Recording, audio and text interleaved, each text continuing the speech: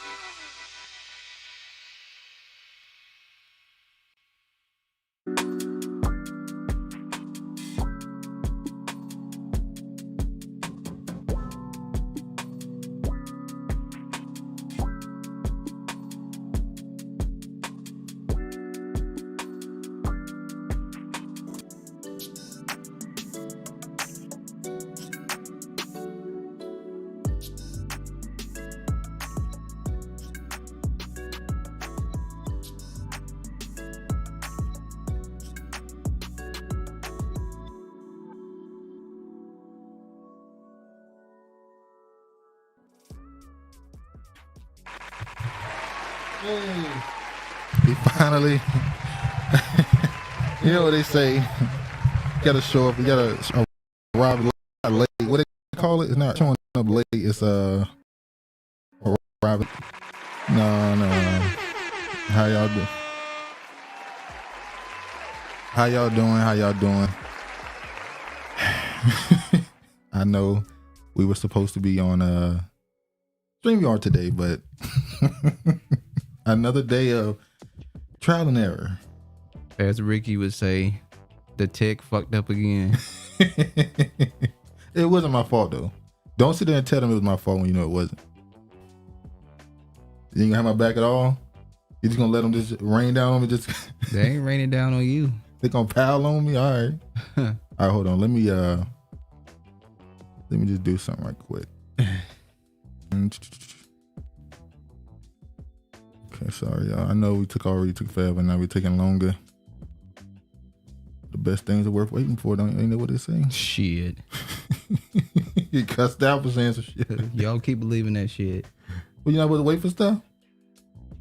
You can't be patient. Patience is a virtue, man. Right. Sure it is. All right, hold on.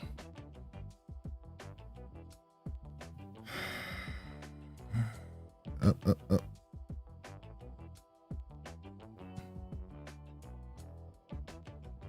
All right, sorry. Okay. And we ready to go. All right, another week. Welcome to this Saturday. Hopefully. How you doing, Regina? How you doing, Regina? How you doing, George? What up, George? You gonna go through the comments? I saw Sassy Shantae in the building. Shantae, how you doing? Appreciate y'all for hanging on this long. It wasn't my fault. For whatever reason, the mics done crossed over and the StreamYard was just echoing even. We fixed it yesterday. Yesterday night, we tested it for an hour and it was just fine. And today around 1:30, around 1 o'clock, we started testing. And next thing you know, it's not working again. It's just not working again. But since we took your time, we're going to get right into it. Not going to waste no time. Kenya Barris to write and direct the Wizard of Oz remake, Warner Brothers. Don't want to see it. Now, Kenya Barris, this article was from last year, right before that movie You People came out, the one that they gave a lot of shine to. A lot of people said it wasn't good, about the interracial, basically a whole interracial, basically what name that movie from back in the day? Guess Who's Home? Guess Who's Coming to Dinner? Guess Who's Coming to Dinner? Then they remade it with Bernie Mac with Guess Who? This is that type of movie. But the thing I want to talk about with this is, y'all know our good friend right here, my brother. You know he's never seen The Wiz. Sure the fuck haven't. I ain't never seen The Wiz and don't want to see it. Because the first thing people said when they saw this was, what do we need a remake for The Wizard of Oz for? The Wiz was made. Another parody going to be made from the original. Oh, just a parody. Wizard of Oz. Not Wiz. Wizard of Oz. Oh, so you prefer The Wizard of Oz? You wouldn't even want to look at the Wiz? When Michael Jackson was in it. I fuck with Prince. I don't fuck with Michael Jackson. Now, maybe Prince was in it, I would watch it. Well, Prince can't do what Mike can do. It's okay, though. As far as what? Maybe he can't act. I don't know. He had his movies. What you talking about? He had... Well, let's be honest. Purple Rain, Under the Cherry Moon. He had movies. What are you talking about? The Wiz was a musical, so it's more of a dancing. Prince could dance. As good as Mike. Are you gonna say that? Or are you gonna let it go? Come on, man. Yeah, he could dance just as good as Mike to me. Okay. I get tired of seeing niggas slide up and down the damn stage. Oh, now you're mocking his, the greatness of Mike. We can move on. And no, not only that, he's also he's making a remake of White Man Can't Jump. Yeah, with what's that white guy named Jack Harlow and Jack Harlow, and he has a tether playing Wesley Snipes' character. By the way, what's the character's name? I think his name is Saniqua. Oh, the dude, Will the dude Walls, the dude from Power, the bodyguard from Power. A tether. How you know you're telling? I looked it up. African Jamaican. It also said he said he American. has some French and Native American ancestry, which means that's the Negro. And nobody believing that. The white people were like, Native American ancestry. Can we prove that? Now, what y'all think of a remake of The Wizard of Oz? Y'all gonna just dismiss The Wiz? Yeah, I dismissed it. I would, because I've never watched it. Well, whatever.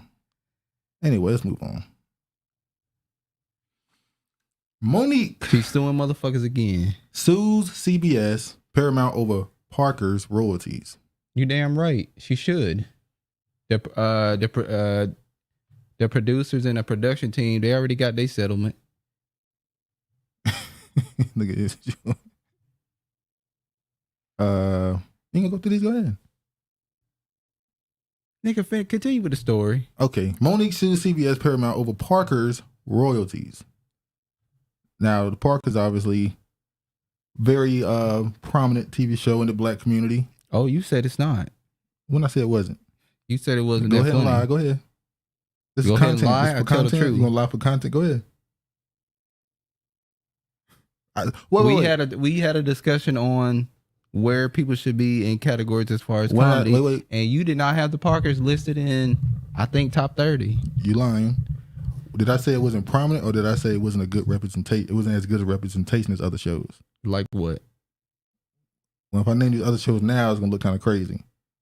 Like when I say Cosby, when I say Different World, Why would Different World look crazy? What? Why would Different World look crazy? It don't. I said it. Oh. Parker is not like those shows. No, but you don't need to have a serious television show all television shows don't need to be weird, serious. Some is just for comedy. Martin was comedy. Regina, remakes, nothing hardly original anymore. That's true. They don't run out. That's why I was like, juice. Why would I watch the Wiz of Oz when it's already the Wizard of Oz? Because some people say it was better. I'm like, y'all that cool. Y'all think do y'all think the Wiz is better than the Wizard of Oz? And be honest. Now Travis has never seen it. Prince is more fruitier than Michael. How so? Well, I mean, walking around with your ass cheeks out and chaps. I mean, well, he went out here fucking kids. Wow. You really gonna go that low? Yeah, I went there. I didn't go that low. He went that low. Proven innocent. He went that low. He was proven innocent in court. Prince never beat those. Regina said she loved the Wiz. Prince never beat the case of public opinion.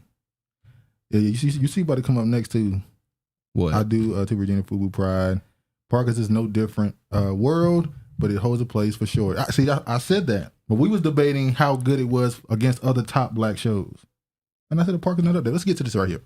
Monique sued Paramount and CBS on Wednesday seeking that the Oscar-winning actor and comedian says are unpaid royalties from her sitcom The Parkers. The breach of contract lawsuit filed in Los Angeles Superior Court and obtained by the Associated Press alleges the defendants artificially depressed the show's profitability to retain millions that would otherwise be contractually due to Monique's production company. How you doing, brilliantly flawed?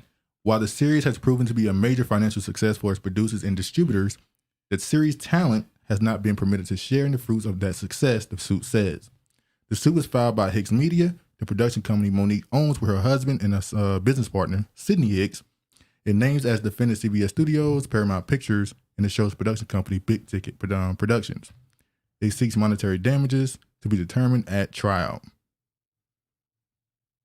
Well, we rooted for her for the Netflix. No, not everybody rooted for her for the Netflix because she asked black people to cancel their Netflix subscription, and a lot of them said, fuck you. This is $9 a month, cable sitting over here over 100, and we not canceling our Netflix subscription. So don't say everybody rolled with her because they didn't. So she got no support. Not as much as other people who asked for things to be removed off Netflix, and they did so. Anyway, Monique got a special now. So, has anybody seen Monique's special? This is how somebody feels about black women. He said, "Fuck that untalented whale." A black woman. Because wait, the Wiz was better in terms of more cultural connection, but they both are great for the symbolism they teach. Oh yeah, definitely. Drop the mic, dude. Anyway, back to this. She got support from what's her name? The one who was on the Parkers with her. Countess Vaughn. Countess Vaughn. She came out in support of it. I mean, I would have. She probably like, I want my damn money too. Yeah, I would imagine she would come out. The professor should come out. I ain't seen him in a long time. I'm calling him by the cast name. Yeah, you don't call him Stevie. Stevie when he got. What's the janitor? What's the character? My favorite character? Huh? The dude you like? The janitor. I forgot his name. Not Bobby. It's something. I forgot his name. He had the best episode of me. The janitor one episode. That was the best episode. But anyway, let's move on. Hopefully Monique get her money. We know a lot of these companies do this type of stuff to make sure people don't get paid. This is why Friends Even though I get angry when people bring up Friends to bring out, oh, they didn't have any diversity. It's like, who cares? He had their own shows. But I understand the complaint that the Friends cast was able to reap the benefits of their show. Friends was literally a ripoff from Living Single. We know that, but I don't care. I like. I've never watched the episode of Friends. Well, there's a lot of people who said they did watch Friends. There's a lot of black people that watch Frasier. And I've grown up. And Everybody Hates Raymond. I did not watch that. I liked Everybody Hates Raymond. I did not like that shit. I left the room. No, Everybody Loves Raymond, you mean. It was Everybody Hates Chris. I didn't watch Everybody Hates Chris either. That was weird. I love that shit. It's not too. funny. It wasn't funny to me. It was just like the Wayne brothers. Funny. Everybody Hates Chris was funny. It wasn't funny. It was to me. Speaking of that, though, we talk about these streaming services because a lot of these TV shows from back then, I remember when, what's the woman name from Martin? Pam? That's her real name? Tashina Arnold. Tashina Arnold. I remember she went on Breakfast Club and talked about the check she getting from the reruns of Martin had got down to like $15. Because after a while, the residual becomes less because it's been out for so long. They're putting it on different channels. It's all over the place being replayed. Well, streaming platforms kind of boosted it back up because now you're being exclusive on one platform. Sometimes they can buy the rights and have the exclusivity for a little while. Now, if you look at this right here, it says Succession and Dr. Pimple together in new Warner streaming app. 2 years ago, the media mogul David whatever said that he planned to compete with the streaming titans Netflix and Disney, combine the scripted entertainment of HBO Max with Discovery library of reality and unscripted series. The goal, he said, in 2021 was to be one of the top streaming companies in the world. Well, now they've mixed them together. The Warner Brothers Discovery executives will unveil plans for a new combined streaming service, bringing together classic HBO series like The Sopranos, Succession with Discovery series like Dr. Pimple Popper and Fixer Upper. I loved HGTV. I loved all their Fixer Upper shows. Mm-hmm. The service will be called Max and debut the next month or two, according to 3 knowledge of the decision. So now, if you got all the streaming platforms at this point, and they also gonna get the food. Yeah, if you got Netflix, Disney, Paramount is now mixing with whatchamacallit, Paramount Plus, and what's the other one? I forgot the name, but they basically all these streaming services are slowly but surely combining and mixing together. They're gonna become a cable service, and then they're raising the price, and at some point the price is gonna meet cable. Cable was what, 75? I saw somebody on social media put up, if you got all the streaming platforms right now, it's about $69. Cable is $75. So it's like the purpose of getting the streaming platforms was I get all these TV shows together for a low price. Now it's pretty much equaling the same price as cable. That's like, we all know what they're doing. And we said they're gonna kill cable, but cable was able to stay hang on other ways by just latching themselves on to just being the default television. You don't got a TV. Most people got TVs and don't watch cable. Me being one of them. Yeah, but you still have to have. Only thing you need from a cable company is internet, and you don't even need internet because you have Verizon Wireless. They offer internet services. T-Mobile is offering internet services, and that comes with basic. Yeah, so you still got it.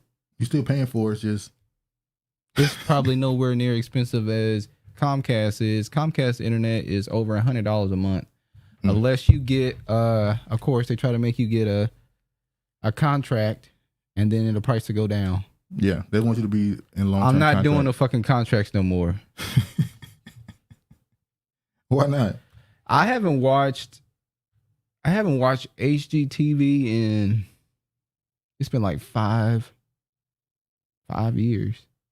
Because Brilliantly Flawed said they have a lot of HG commercials and programming are insanely gay, like overtly. Well, yeah, it had started getting that way a little while ago. Even when they would have siblings, it would be this weird energy between like them. What? I keep thinking of those twins. Oh, those twins? I know they married, but it was just like... You thought they were messing around one another? Is that what you're implying? No, I'm talking about their energy. It was just... even the food... Well, that's the white man energy in general, so... Oh, yeah, okay. Good point. I did them with the wrong people. 50 Cent expresses regret about working with STARZ, says he's not doing any BMF spinoffs or selling any more shows to the network. George asked you a question. What you say? Now, dude, y'all putting people on the microphone today or not? Nigga, you had your chance to get on the mic and you chose not to show up last week. Fuck you. We not doing no live today because the shit ain't working on StreamYard. Yeah, it was echoing on StreamYard. Even though last night we had it working just fine, it was smooth. You had your chance. And it's the day it just started echoing. The mics are too loud or something. I don't know. I'll figure it out. Because we were like, where's George? For me, I was like, hope George is okay. Oh, yeah.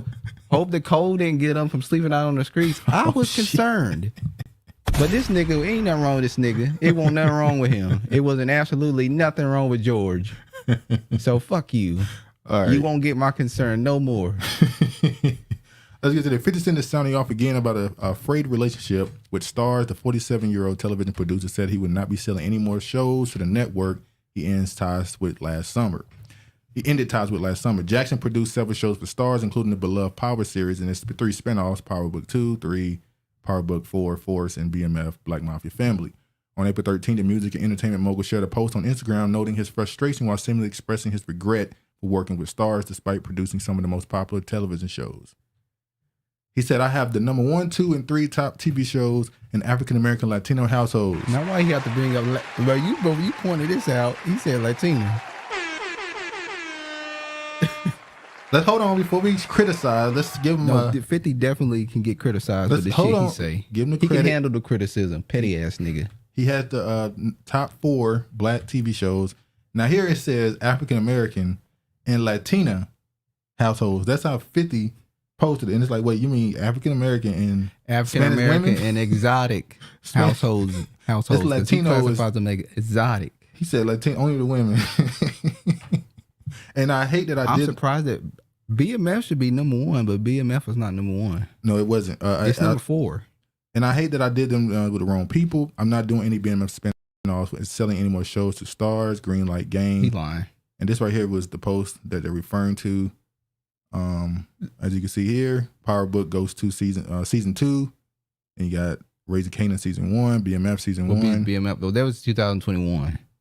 Well, what they were noting was that his shows rated in the top 4. Yeah. So yeah. That Power shit, I don't watch that. I ain't never watched it. Now let's get to the criticism.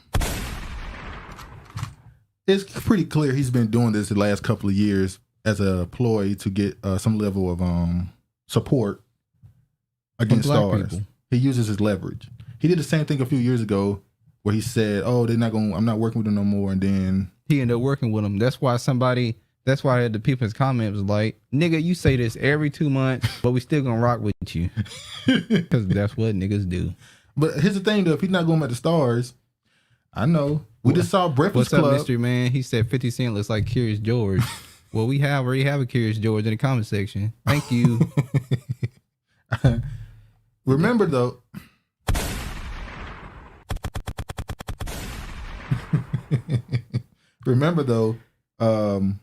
Then what I'm about to say? Then what just happened?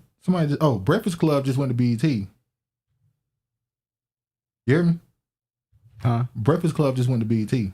I know. But didn't I tell you that? I didn't say, I said another person should go to BET, but it ended up being the Breakfast Club. Who's the other person you said? I said Joe Budden Podcast. I don't think they fit because the Breakfast Club has made themselves a political outfit. So if we're going the political route, then that would fit with Mr. Byron Allen purchasing it. But that also can go with P. Diddy as well because he does shit like that on Revolt. Because Breakfast Club was with Revolt. What did he call it? A summit? Yeah. When he was doing the fake Revolt reparation talk? Yeah, Revolt Summit, yeah. So, it is what you mean. I'm not curious because a child was running scared. You mean EBT? Look, man, we got to show support to urban media. You can't keep shitting on it. Well, yeah. You can't keep shitting on it. At some point, you got to be ready to build it up. And I get it. I get what it's representing. I think we should let it go. You want to just throw BT away? Throw it to the wolves. Wait, hold on. When you say, do you think this will purchase the channel and change the name? What's the point of having BET? It's a brand still. It's still associated with black people. You can change that brand. Get to the HBCUs too. But you can rebrand anything. Okay. No one, look, BET, as much as they trying to sell it and we can talk about it, call it EBT So and all what that we gonna stuff, it rebrand still it to? has value. Solution. What are we gonna rebrand it to and turn Whoever it into? purchased it, you just said Byron Allen. What is he gonna do? You said he's gonna turn it to more of a political outfit. He's gonna turn it into the Roots. They're gonna. He's It's not gonna the Root. become a Democratic No. Shield Wait. channel. That's what it's gonna become. I don't think so. If Byron, Diddy, Buddy Love, whatever you want to call him, Tyler or Medea, whichever one he did, Damn, you can sit in the front. it's gonna become a One day Democratic Shield Tyler. channel. Yeah. I think you hold on. You said that, but you just said you would rather Byron Allen have it. Because I think he would probably make it the most worth watching. Well, you still wouldn't watch it. No, I still wouldn't watch it. Oh, but anyway, shout out 50 Cent. He's still trying to use this to get more leverage. Like I said, will he go to BET? Would he send his TV shows to BET, or is he trying to go to HBO or something? Who? 50. I think he's been trying to leverage his way to a platform for the longest. Or would he go to Netflix or Peacock? Peacock was grabbing everybody up at one point. I think 50 want to go to HBO or Showtime. He might end up at Peacock. I'm just saying. That's EBT too, ain't it? No, they ain't no EBT. That's fucked up. What they got on there? What they got on Peacock? Oh, Fresh Freaknik. Prince. Fresh Prince. That's Hulu. Oh, that's Hulu. You got Fresh Prince. What else? There? Do you know? What else is on Peacock? I'm pretty sure there's a lot of shows I don't watch Peacock though. Anyway. Everybody subscribe to that channel. Quick story. Jamie Foxx remains hospitalized as his Netflix film readies to wrap production. They said they're using somebody to fill in for him, a stunt double while he's sick. Or Hulu, aka Hulu. Hulu. Hell, that's Netflix too. Same thing. Well, I don't know about Netflix. Netflix is the owner. But anyway. You know who owned Netflix. Jamie Foxx remains hospitalized as his Netflix film readies to wrap production. So he apparently, at first they said he had a stroke. Then I saw somebody say he had a brain aneurysm. So I don't know. I don't give a damn. Why you don't give it? What you mean you don't give a damn?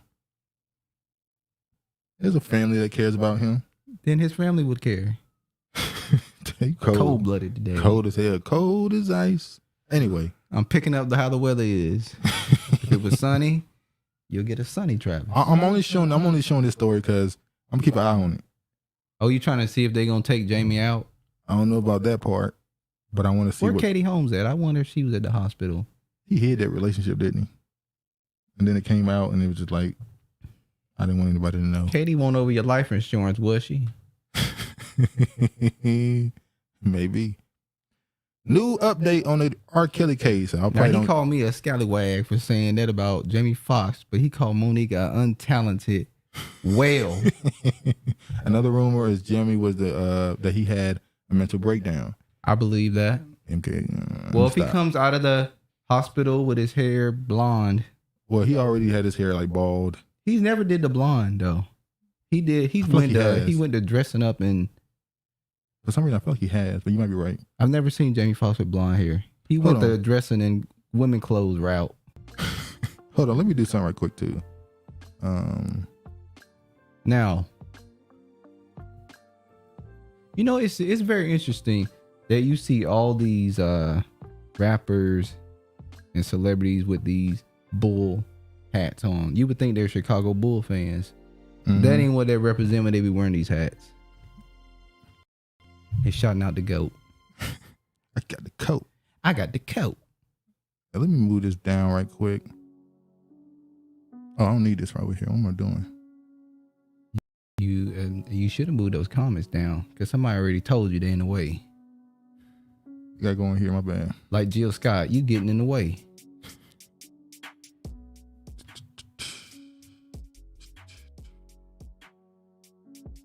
All right, show one. Hold on, y'all. I'm sorry. Show one. Huh? Show one. All right, let's back to this.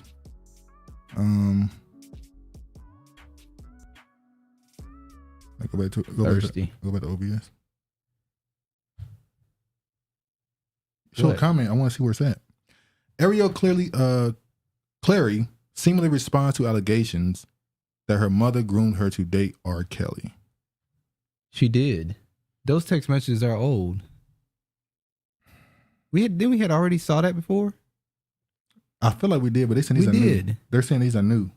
Whatever. I swear we had already saw those text messages before. Just leave that one up. Just leave that one up right quick. I got to see if what the comments at. Oh, what up, Kiefer? I guess Kiefer's in here. No, she's not in here. Oh, yeah, she is. Hey, Kiefer. She's in here. All right. Okay. So Kiefer would be better late than not to have shown up. Look at you. Hold on. There you go. Uh-oh, I don't think it fit right there either. Man, hey. Uh-oh.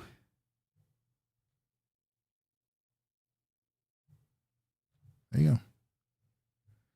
All right, y'all.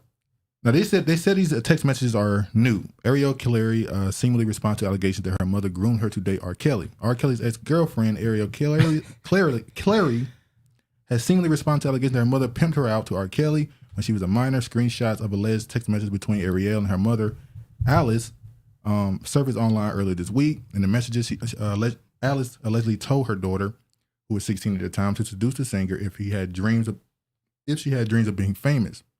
In one of the messages, Alice allegedly advised Azriel to take her glasses off and wear her hair to the side and put on a show. She also allegedly texted, dance, grab his hand, shimmy, wiggle shit, sit on his lap, entice him, while thinking it's all about performance. This is your chance and opportunity. In another text message, Alice allegedly wrote, that man ain't trying to do nothing with you musically. He want an F, period, because he like young girls. He will probably hit you up, fly you to him by yourself, get you there, and you will have no choice but to have sex because he will probably tell you he ain't giving you a return flight unless you do all kind of BS. Azriel seemingly responded to the text, posting on her IG story, I literally don't do nothing for clout, analytics or views, so spare us both the fake love. I do not play that shit. So her mom was doing a build-a-whore. She was building a hoe. Pretty much. It's so amazing how these people get on TV and just pretend and just tear somebody down knowing that you sent your daughter to go be a hoe. You knew she was never going to become. And it's funny because when you say this type of stuff, people automatically assume you think he should get out of prison. No, I'm saying the parents. I think this is a build up for him to be released out of prison in the next couple of. I already said I don't think he's getting out. I don't think he's getting out. I think that ship is sailed. I believe his only way out is Jill Scott Air BJ on stage style. Oh yeah, when she got on stage and did it to the mic. See, he talking shit about black women. I look at you. He keep talking shit about plus size black women. So he's not down with the BBWs. So these are the messages. Some of the messages they were talking about. The white ones. You said you think he's gonna get out. Yeah. Just setting up his defense. Oh, look, they were seducing me. They were seducing him. I don't think so. This is a ritual. I don't think they're gonna Hollywood conspiracies. I don't think they're gonna let him out of there. Go ahead. Did both she and her son get sacrificed? She looked like an AI bot. That commercial at Bringingly Flawed. They're talking about Regina E. Okay. Now he said you doing it. I'm definitely not drowned. Blows. That's what your people jargon. That's white people jargon. All right, let's move on. Oh, big news! This took over the internet for a couple of days. Any Gen X? Oh, any Gen X in the comment section? The forgotten generation, the one that blend in with everybody. That wanted to go down to Atlanta and. The true cool kids. Anybody in here that was going down to Atlanta from 1983 to 1997, 94. I think it was 98.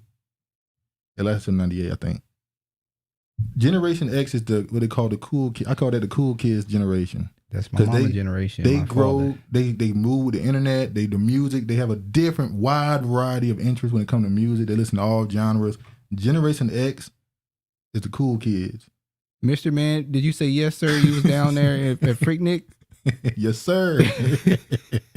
What you doing down there, Mr. Man? I hope you don't got no cases coming up on you. Hey, we're going to get to it. Hulu Sets Docs on Atlanta Spring Break Freaknik, Jewel Thief. We don't care about the rest of the stuff. They got docs coming on. They knew what to put first. They knew what people cared about. Let me just show the article here. Hold on. They already knew what people was ready for. Look at this right here. Let me make sure it's showing the screen. All right. Hulu is adding 3 new titles to its growing lineup of original docs. Freaknik, the wildest party never told. What about Girls Gone Wild? We'll get to it. Freaknik and the wildest party never told recounts the rise and fall of the small Atlanta HBCU picnic that exploded into an influential street party and spotlighted ATL as a major cultural stage. Per Hulu's description, can the magic of Freaknik be brought back 40 years later? It can't. Do you wanna? Why so? I don't think you want to bring that back. Yeah. Executive producer. Me of Juve. Yeah, maybe. When they describe the women, them being on a highway, traffic backed up. You see her, she see you. I like you, you like me. Right, get in the car, and your homie sitting in the car, and y'all doing it right there, and then he take the condom and drop it out on a damn street. When she get out of the car, yeah, it was. That's disgusting. It was wild. Savages. That's what Generation X was. Yeah, I was savages. On some wild shit that day. 95 South. Executive producer includes showrunner Geraldine L. Porras, and this is the woman I want to show this woman right quick. This is the first person named the producers of the show. This is her. She is where's she from? He said bring it back after COVID vax. Ain't gonna be, let me stop. I'm about to say something, get the body here. Now the movie's on, this is the woman. She's one of the main people that's gonna be doing the production on the show, on the doc. She's Hispanic? Huh? She Hispanic? I forgot the name of the place she's from. Hold on, let me her name is Jardine? Jardine, I guess how you say it. She is, what's that place? I got it in my head. She's South American. You ain't got to tell me. I knew.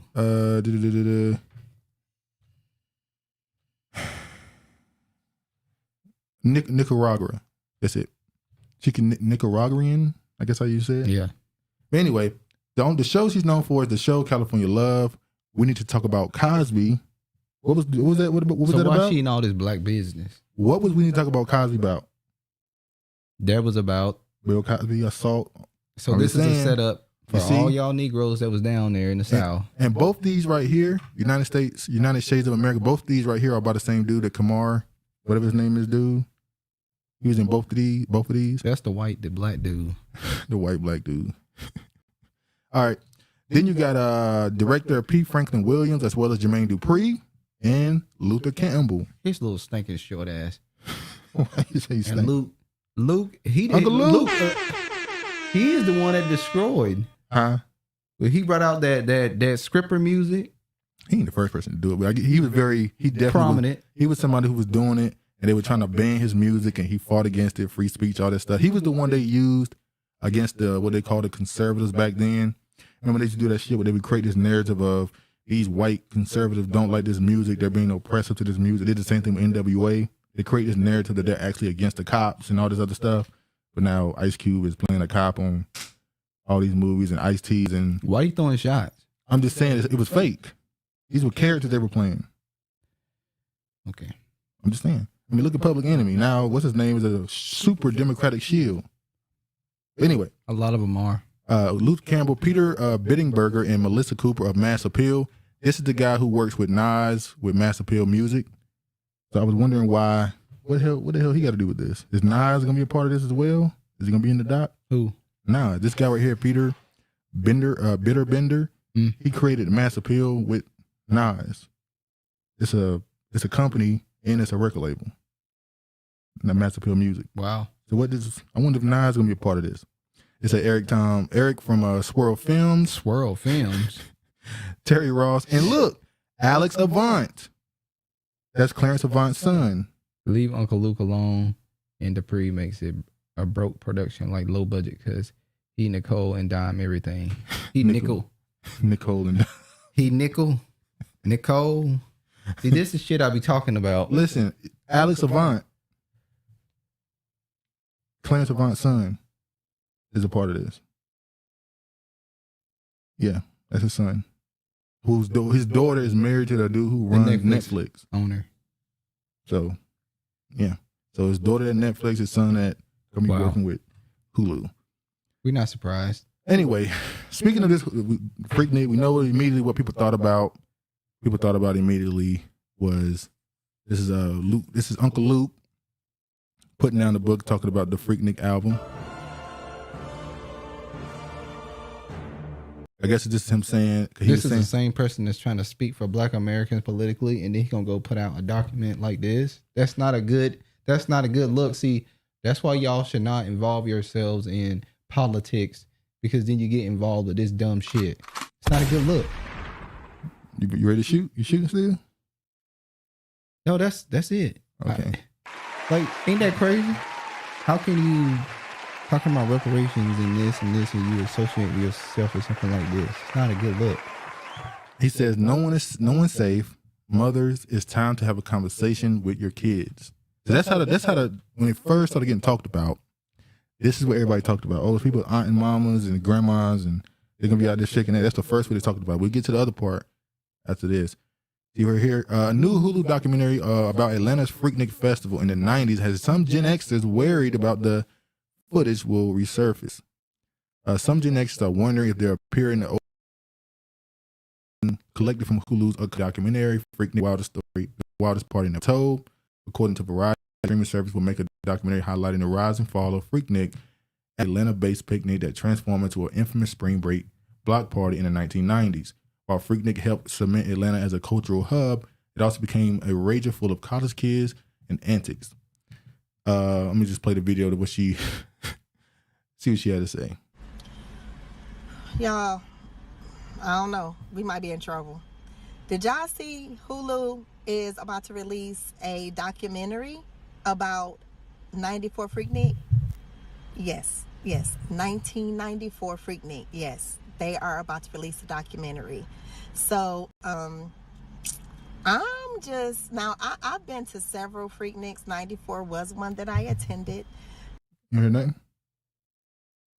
Hold on, y'all. Plug it in.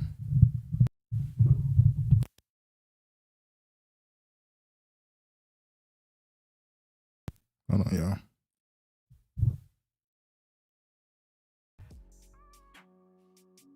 Hold on. You hear it? Do you hear the music? If you don't hear nothing, they might not hear nothing. Okay. Do you hear music? No. Just ask them if they can hear the video.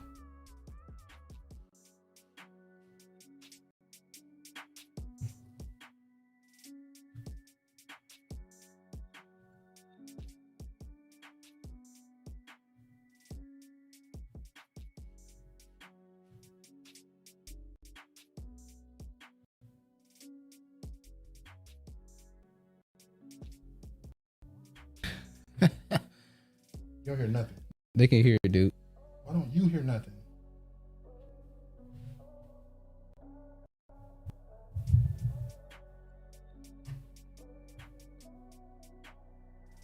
George said he can hear the music. They can hear it.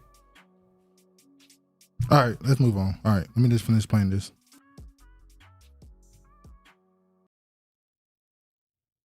So I'm just praying that Jesus be a fence. I'm praying that Jesus just be a big, tall, what up, Brandon? privacy fence. That's my prayer. This Easter, this Good Friday. That's my prayer. So, I will say this though.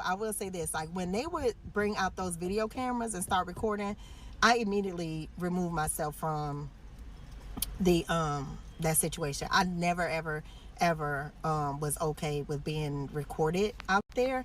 So hopefully that worked to my benefit, but you never know. You never know. So the only thing I got is if you see your girl in the documentary, hey man, at least I'm fully clothed. At least all my clothes is on. That's all I got. That's the best I got. But yeah, y'all, they about to put our business out in the street. Some of us might be on TV. So get your parental controls together. And I don't know, y'all. I don't know.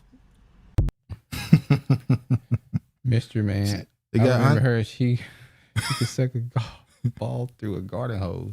Damn. Damn, boy. George said serious, so fake. She's so fake. She was never there. Your favorite first lady pastor is giving a freaky on. Oh yeah, that's what's gonna happen. We're gonna get to that a little bit later. Well, they got saved. Yeah, okay. Now another one has something What to say. they was doing in the street, they not doing for their husband. Let's see what this one had to say. Gen X is supposed to be the generation of no receipts, right? Yes. Well, we were the generation of no receipts. But now, apparently, Netflix is doing this Freaknik 94 documentary. And while I did not attend Freaknik 94, I have, in fact, seen a Freaknik. We didn't ask for this. We don't want to expose. I mean, it was the 90s and we was grown, we was outside, but we are not the TikTok nation. We're not the ones. We're not the ones that like to be saying, don't do us this. We didn't ask. And look, it's Easter Sunday. Why is this happening to us? Y'all forget about us for years. And now all of a sudden we exist. Now that it's a Freaknik. Woo! Black Jesus. Help, Lord. Papo Nay Shelly. Y'all gonna speak on Martha Lamoise? Yes, we're gonna get to him. French. We got some. You hear French. that? You didn't hear that? What? That. Yeah, I heard it. Oh. Martha Lamoise still out here doing the castrated male role again. He loved doing that shit. He loved that shit. While Gen Xers are reflecting on their youngest. Go ahead. This is not the U.S. They're just jigaboos like Travis.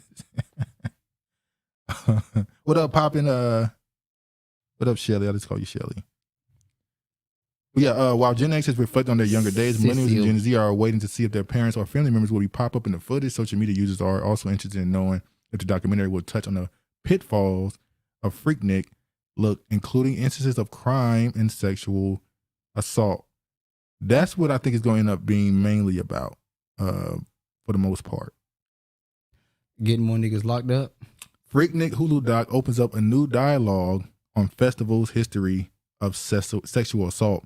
Now remember, they call it The Wildest Party Never Told, and it says it's about the rise and fall.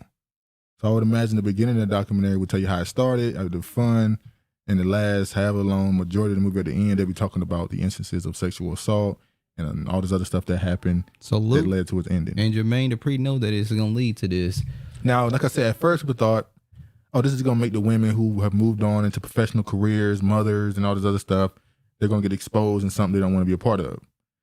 Now people are saying, actually, it's going to be daddies and uncles Craig getting Council. exposed. My mom was at Freaknik.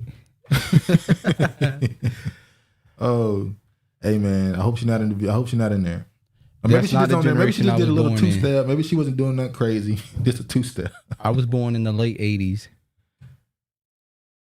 Really, nigga? So there's no way I could have attended Freaknik. This is what I think is mainly going to be about the downside of it. History, man. Freaknik equals Rico case. A lot of people going to be getting investigated after this. Many people, by the way, it's probably going to be a lot of, I think you my daddy's, DNA test. It's going to be a lot of. It's going to be Nigeria up in here. Now, how in the world?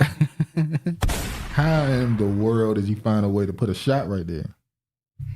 You got to get one off every episode. On every episode, you got to get one off on them. Just one. Many people in black culture have heard about the infamous Black Spring Break. We know. Hulu will soon explore the history of Freaknik from the rise in the 1980s to the cease and desist ending in 1990 with a documentary aptly titled Freaknik, the Wildest Party Never Told. Now, if you've been on social media recently, you've noticed that they've been talking, they've been showing, I've seen the most footage ever from Freaknik the last week, which tells me that somebody is releasing it for publicity. They're releasing it to get some hype around the documentary. So, and I don't seen some, there was a woman standing in a damn street and a group of like 15 dudes walked up on her and spread her cheeks. And she was just like no draws, no nothing. And you know what they call that now? What? Sexual assault. Even though she went there naked with no draws. That's sexual assault now. She didn't consent to that. I would say this. Because they said Freaknik started to get where women were starting to get sexually assaulted. So y'all knowing that this is what it's become, why would you choose to go there? Hey, it ain't gonna be me if I guess what they did. I guess what they thought. There has to be accountability on both sides. Y'all doing a great job creating buzz for this Freaknik doc. I went looking for the official trailer only to find a mention of it in the production with no official release date. A mere announcement has us doing all the Hulu's promo. So they went through. They just showed a couple clips. I'm not gonna show. It also supposed to document the fall of Freaknik, which include a lot of sexual assault. I hope your OGs won't be on there either. Here are some firsthand accounts. So they went through talking about the possibility of people's fathers and uncles and all them being on there. But let me show the person we knew was going to be on that side of things. Shout out Nikki the guy. She the one I got this video from. Mark Lamont Hill. Who should be worried about Freaknik documentary? Once again, remember when it first was announced, everybody was saying the mamas, the women, the women. You should, you're gonna be on there getting exposed. But I said black people in general. Yeah, you see, Chad was really annoyed at this announcement. It's a bad representation. I know. I was just like, well, people went down there and did it on camera. Stuff like that happens. It's gonna get exposed at some point. A lot of noise is being made about this Freaknik documentary. A whole bunch of people talking about whose names and faces and voices and bodies are going to show up on this video from the 90s. And most of the conversation is about whether or not women will be exposed on this documentary, whether people's mamas and girlfriends and wives and daughters are going to show up in a Freaknik documentary. And I hear you. But that's the wrong issue. Look, I was outside in the 90s. I've been to Freaknik as an aspiring young journalist covering the story, of course. And when I was there, I saw what was happening. It's not just about women being half naked. It's not about women's hypersexuality. No, Freaknik is about men ogling, men fondling. Freaknik had a lot to do with male hypermasculinity and sexual violence. Freaknik is a rape fest. It is a sexual assault fest. That's not the only thing going on out there. I'm not trying to demonize or pathologize black people, but if we're talking about the worst in sexual violence, when we talk, he said he's not going to demonize. He said hypermasculinity. Okay, let me go back. Hold on. So when you watch Freaknik, it wasn't about the actions of women. It was about the disgusting actions of us men. And so when you watch Freaknik, you don't need to be worried about mama, daughter, sister, girlfriend. You need to be worried about brother, son, husband, or yourself, and whether or not you were engaged in some of the worst parts of patriarchal culture, whether you were part of the worst parts of rape culture and misogyny and sexual violence. When we talk about Freaknik and the way we talk about Freaknik, it's a representation of all the problems we have in a society that always blames women for the actions of men. So let me get this straight. Mark Lamont Hill is a gay white woman in a male's black face. Brandon. let me just get this straight. This is me being honest. Can Lamont get it straight? That's the fucking point. Can he get it straight? Because this nigga be wilding. And we tired of his ass. Get him the fuck out of here. Get him the fuck out of here. We tired of his. You want to go in, don't you? Go ahead. Just go. No, I'm not. I'm not gonna stoop to his level. But the fact that on his platform, and we know who Mark Lamont Hill is, we know what he represent. We know what it represent. But the fact that he found a way to create a divide, because most people were saying jokes. Oh, your mama gonna be out there, you gonna be mad at her to die. Well, the fact that he turned it into an attempt to make it a gender war. Who was the real victim? Who was the oppressor in the situation? These women going down there, these men going down there, both know what they're going down there for. What are we talking about? Exactly, Brandon. This was old times testament. I would petition to have him stoned. That's fucking crazy. Because I was just about to say, if we was back in Israel, he would have got fucked up. Yeah, he got stoned to death. Yeah, he been gone. There's no need to have no vote on it. Took him to the back. Snatch his ass out the house. Take him to the back of the barn and just. No, we ain't taking him to the back of the barn. Oh, you take him to the. This gonna be a picnic. Oh, you take him to the courtyard in the middle. This gonna be a picnic. A picking nigga. Pick a nigga. We pick one. Pick a nigga. Oh, you want to hang or you want to hang him? You want to lynch the man? Damn. That little old white. Hang him. Hang him. Hang his ass. Yeah, I don't know. Stone that nigga. Stone that nigga. They just throw a rock at his ass, and everybody else just grab one and start throwing away and chase his ass down. We ain't doing like they do when they when you on death row and they shoot you. Yeah. We ain't putting on no blindfold. We want you to know exactly who threw the damn I want to know that I'm the one that ended it. I ended you. You gonna say no, please, patriarchy. Pop. All right, let's move on. Yeah, we done with Moist. I don't like doing that. I can't do that. Don't do that because you don't do that. You don't do that type of stuff. I don't do that. You call people by their name like that. Stay classy. Hold on, you do it though. You have done. We had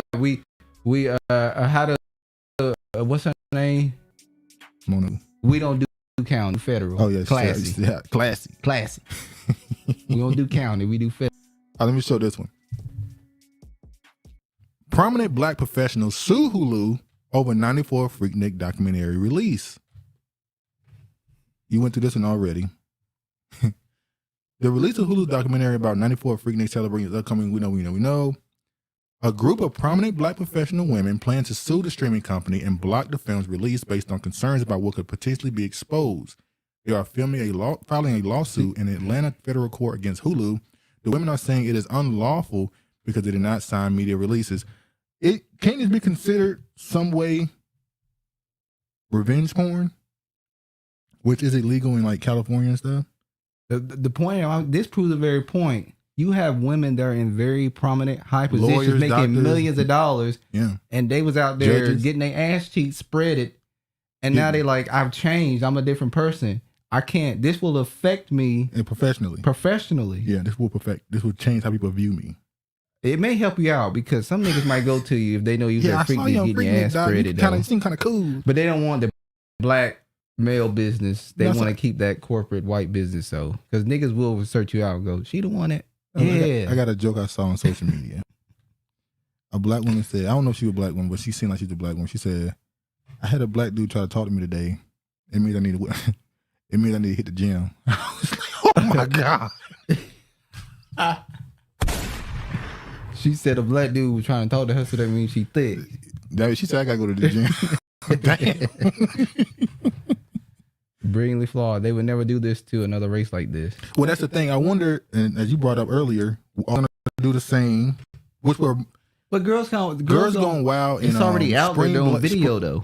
I'm saying Girls Gone Wild and Spring Break are way bigger than Freaknik. But can you use Girls Gone Wild as a because there was actual sexual assault going on. But I'm just saying they've already been exposed out there. There's not been a documentary. He just got exposed for actually doing this. So he was drugging women. He was not without their consent recording them when they said don't want to be recorded. Okay, he was recording them still. So you just want the sexual assault part to be talked about? No, I'm saying if you want to talk about is it lascivious? Is that the right word? I don't think that's the right word I'm using. I'm sorry. You're gonna talk about the debauchery that was happening at Freaknik and making it and it's kind of our fault. We're a lot of black people who never went. Kind of hold it into this nostalgic area where, oh man, Freaknik, they was crazy back then. You never went. So it is what it is. Bunny's Gone Wild. He loves it. If bunnies can get some smoke soaking Freaknik. Produced in part by Uncle Luke Campbell, who tweeted out the doc's announcement last week. Freaknik, the wildest party never told. We'll also see Jermaine Dupri. We know. While some cast members of the RSM agree with the defense and believe it may hold weight in court, Special K and the Brat believe the fair use will come into play due to it being independent footage from the mass public. How the Brat married to a woman and she pregnant? We know what goes on. We know. Let me stop. Like a lot of people who claim to be. Well, no, I think she did she has an artificially inseminated. Yeah, a lot of them say that. But a lot of them say that, yeah. Why not just had a baby with Alvin Iverson? Don't make no sense to me. Well, why gotta be Alvin Iverson? I mean, whoever she been with, that's the only one I've known that that's out there that she's been with. So. Alvin Iverson's married. Stop passing my damn. You hit it just what I hit it too. Pink Toes Gone Wild. People said we don't need to see it. I agree. Pink Toes. I do and I will. They did a documentary on Girls Gone Wild. They walked away with that lady. Ladies got nothing. So they didn't even get anything. Did they try to sue him, or did they make a documentary about his assaults and non-consensual recordings, and they got nothing from it? They just exposed him for no reason, I guess. Damn. According to the media takeout in a C-suit, executives state that there are already videos circulating online that show her in an unflattering light. She is married with 3 children, earns north of $1 million annually, and she like, you fucking with my money. In her position, and hope to block the official debut. It should be blocked. The women plan to remain anonymous. More details of the case continue to develop. We know they plan on remaining anonymous because that's the whole point. They don't want to be released. They don't want to be released.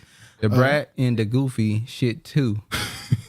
Mommy, where's my daddy? You have 2 mommies, baby. Confusion, chaos.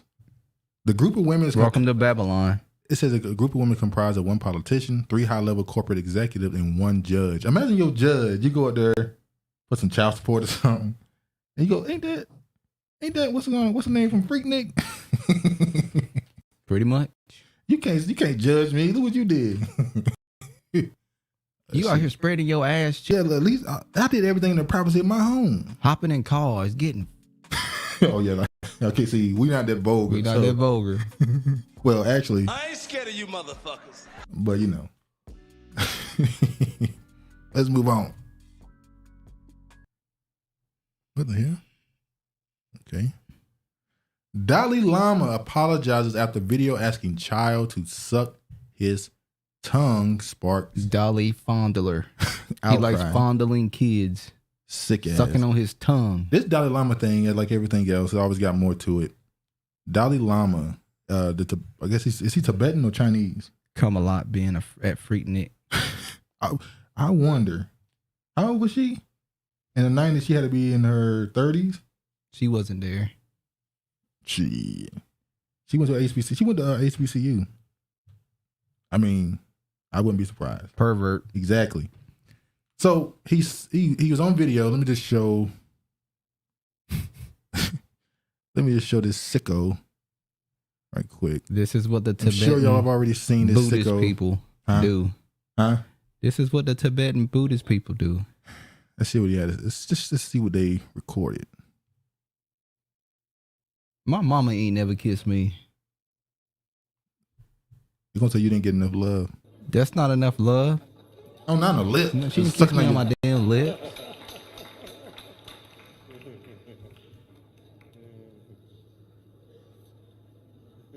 People thought he was righteous. Ew. Told people Buddha was on the low.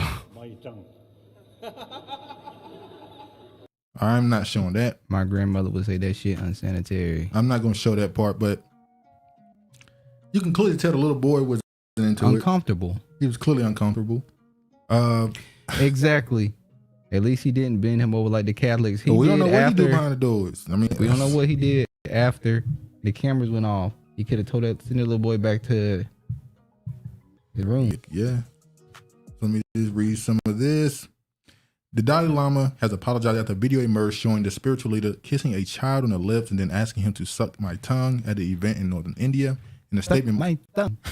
In a statement, Monday, the office of the Dalai Lama said he wishes he apologized to the boy and his family as well as his many friends across the world for his hurt. The only apology he should have got was the hands on the father and the mother too. See, here's the thing: he's a spiritual leader. He has a lot of influence. A spiritual leader that like kissing on boys and having them suck his tongue. But here's the thing: in their culture, that's normal. In Tibetan, we know. In Tibetan culture, it is a sign of respect to stick your tongue out somebody. It be some strange. Look, man, for all the stuff we see in America, that's fake shit they make up to do shit. That's what that is. All the stuff we see in America, it seems, or the India. Diddy. All the stuff we see them do. When you go outside of this country here, you realize there's some strange stuff everywhere. Like you just. That's why the Babylon is just not America. It's worldwide to me. Yeah, like when we talked about with the Afghanistan. Oh my God! 2 years ago, when they talked about the Muslim men had something for the young boys. They danced for them. They had something for the young boys, dancing boys or something. The dancing boys, they have them perform like women. They don't have their women dress up. They have boys. Which is what's so strange. It's a situation where we're not going to make our women quote unquote whores. Whores. We're going to make the boys act boys. like women. We'll make the boys whores. Yeah, and then when they get older, they'll do it to another young boy. And that reminds me of the Catholic Church, where they have this thing where they believe that you take a boy's innocence, you take a young boy's innocence because it gives you back the innocence you lost. Because when you were all young. these religions are the same, just have different names on it. Yeah, they all following the same religion. And the ones who are closer to the original religion is Eastern. When I say original, I mean when you talk about what's his name, Nimrod and all them. You was the one with the boy. What car was it?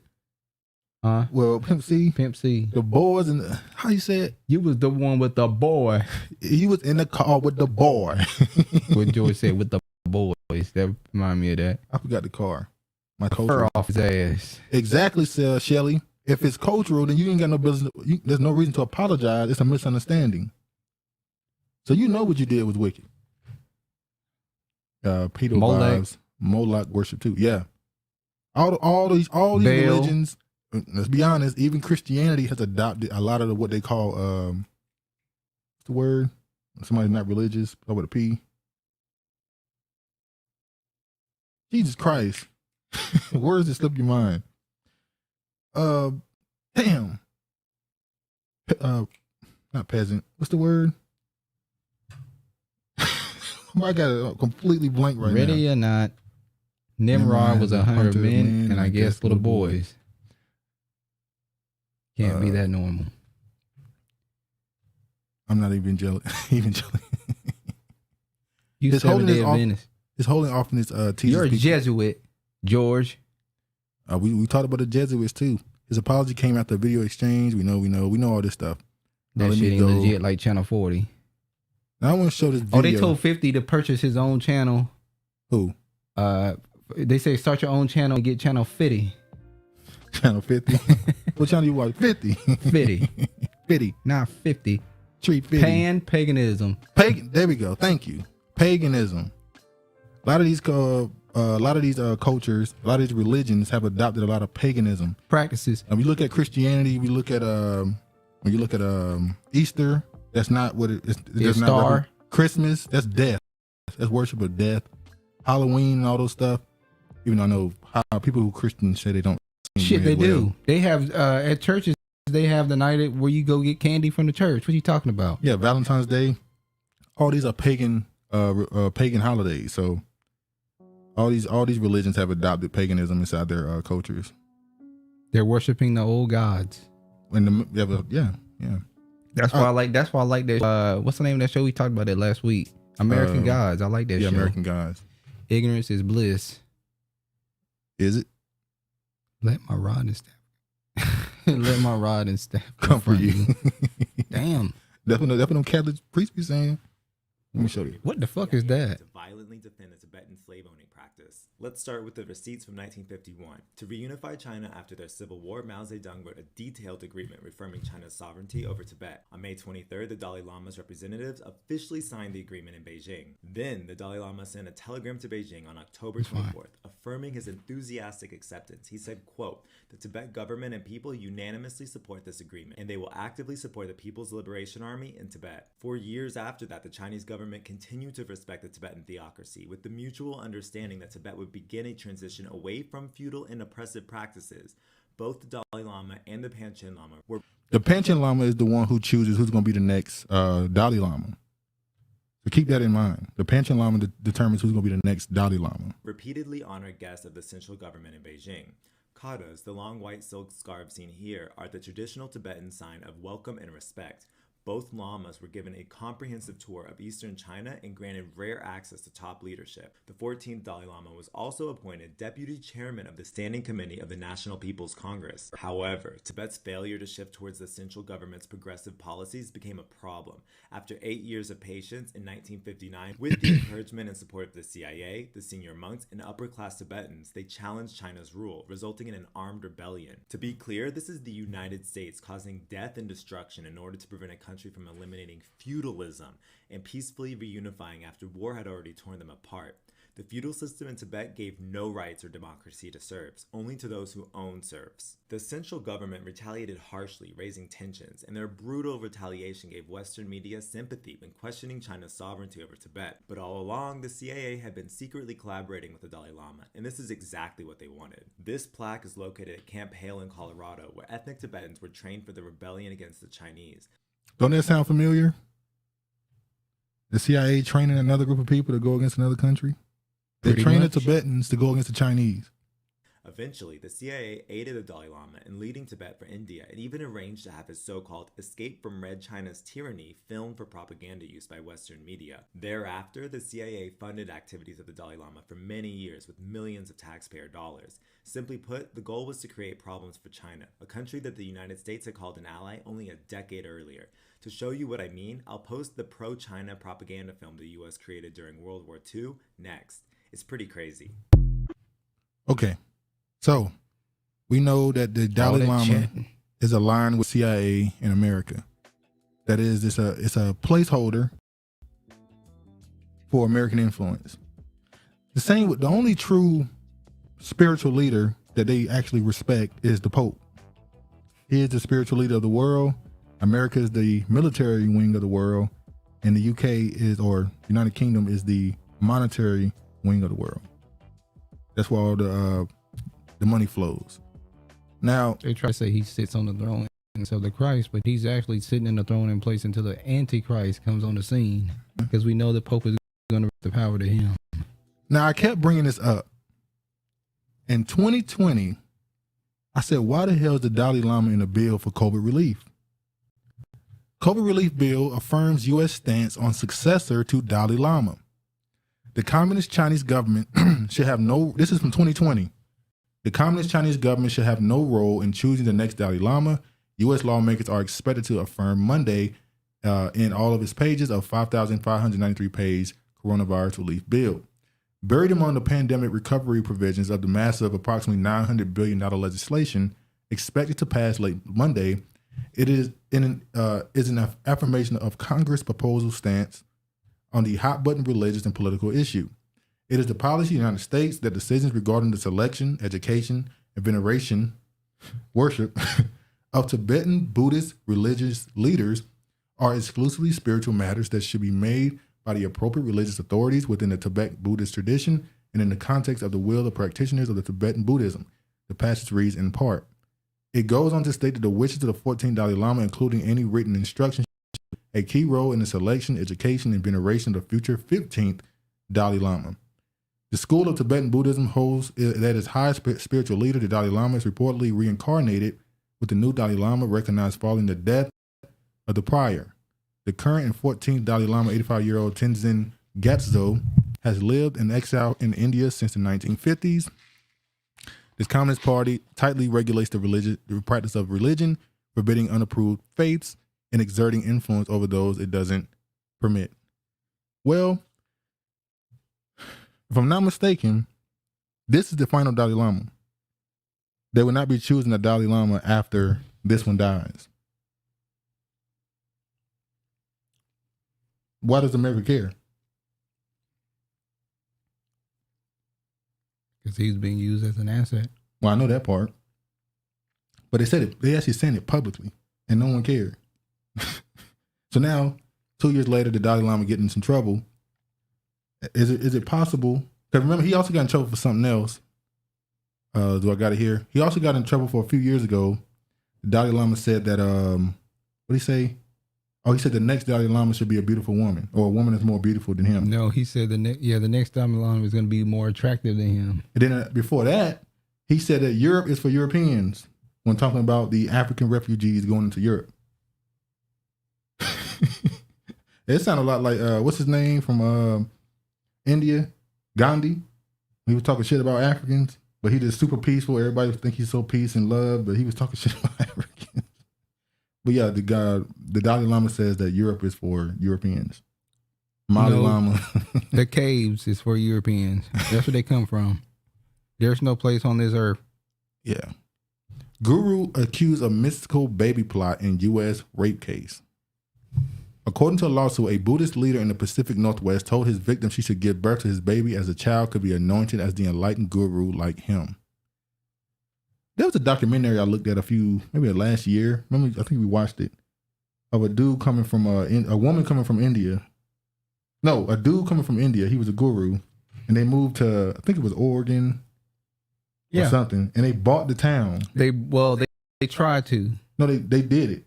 No, they didn't buy the town. They land. bought the land, and the people of the town wanted them to go. Yeah. So they started going around purchasing houses in the town, and the town, because they were giving them good money for it, they started selling it to them. They had a lot of money.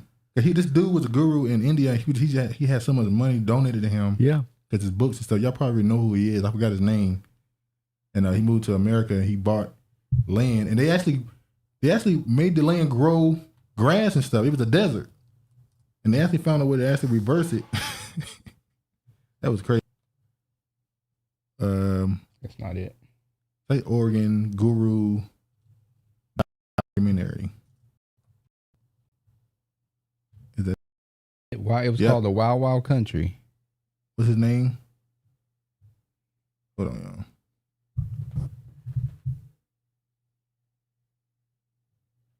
Rajesh, is that his name? I'm not saying his name, but anyway, he was an Indian guru. So I just showed that mistake because that always happened over here. For some reason, these gurus be running these people's pockets. It's crazy. All right, let's get to this. Right after the Dalai Lama situation. So I put the tweet, right? It's turtles in the news again. After the Dalai Lama situation, Cardi B, the rapper Cardi B, went onto the internet to talk about predators.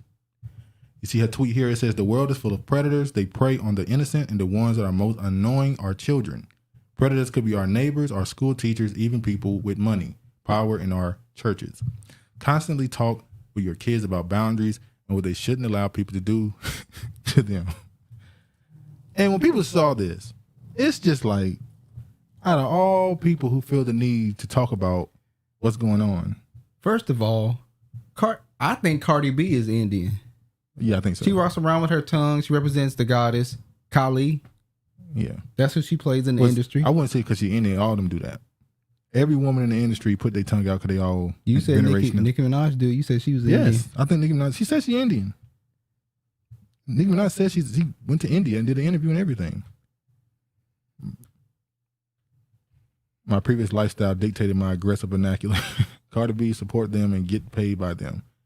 So let me just play this video of her response to people saying that out of all people, she has no business calling people predators, considering what she admitted that she did. Blatant. So I put the tweet up, right? Go ahead. I can't. Can you hear it? It's already up. Okay. Put the tweet up, and now people want to come at me like, "Oh, bitch, you're the wrong messenger. You're the wrong messenger. Then you rob and drug men." And it's like, listen. Y'all not gonna keep doing this, because when it comes to fucking weird ass predators and rapists and pedophiles and shit, I'm really like, I don't play that shit. I really don't fucking play that shit. And for y'all to like trying to say that I'm like some predator or I'm some weird bitch because niggas wanted to buy pussy from me, and a lot of y'all be like, "Oh, these were vulnerable men you took advantage of." These were no fucking vulnerable men. These are some freak ass niggas that like to go to the strip club, that like to get drunk, and after the fucking club is closed, they trying to fucking take advantage of bitches and trying to bargain. No. But if they taking drunk, advantage to wait. If they drunk, aren't they the vulnerable one? If they, what is it about a drunk dude that's not vulnerable in these situations? Apparently, he's drunk. He's intoxicated.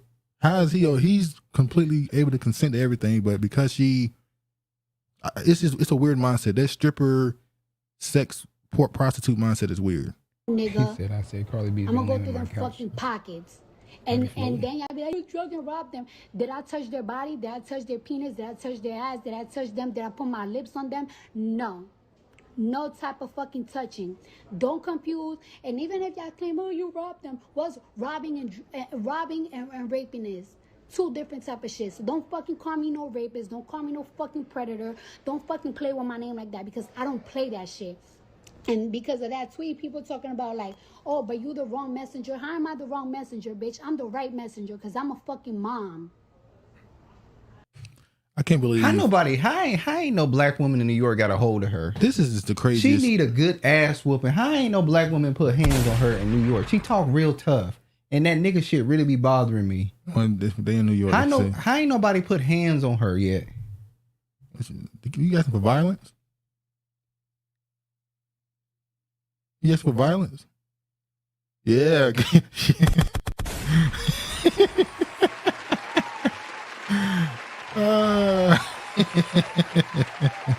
Done pissed them off.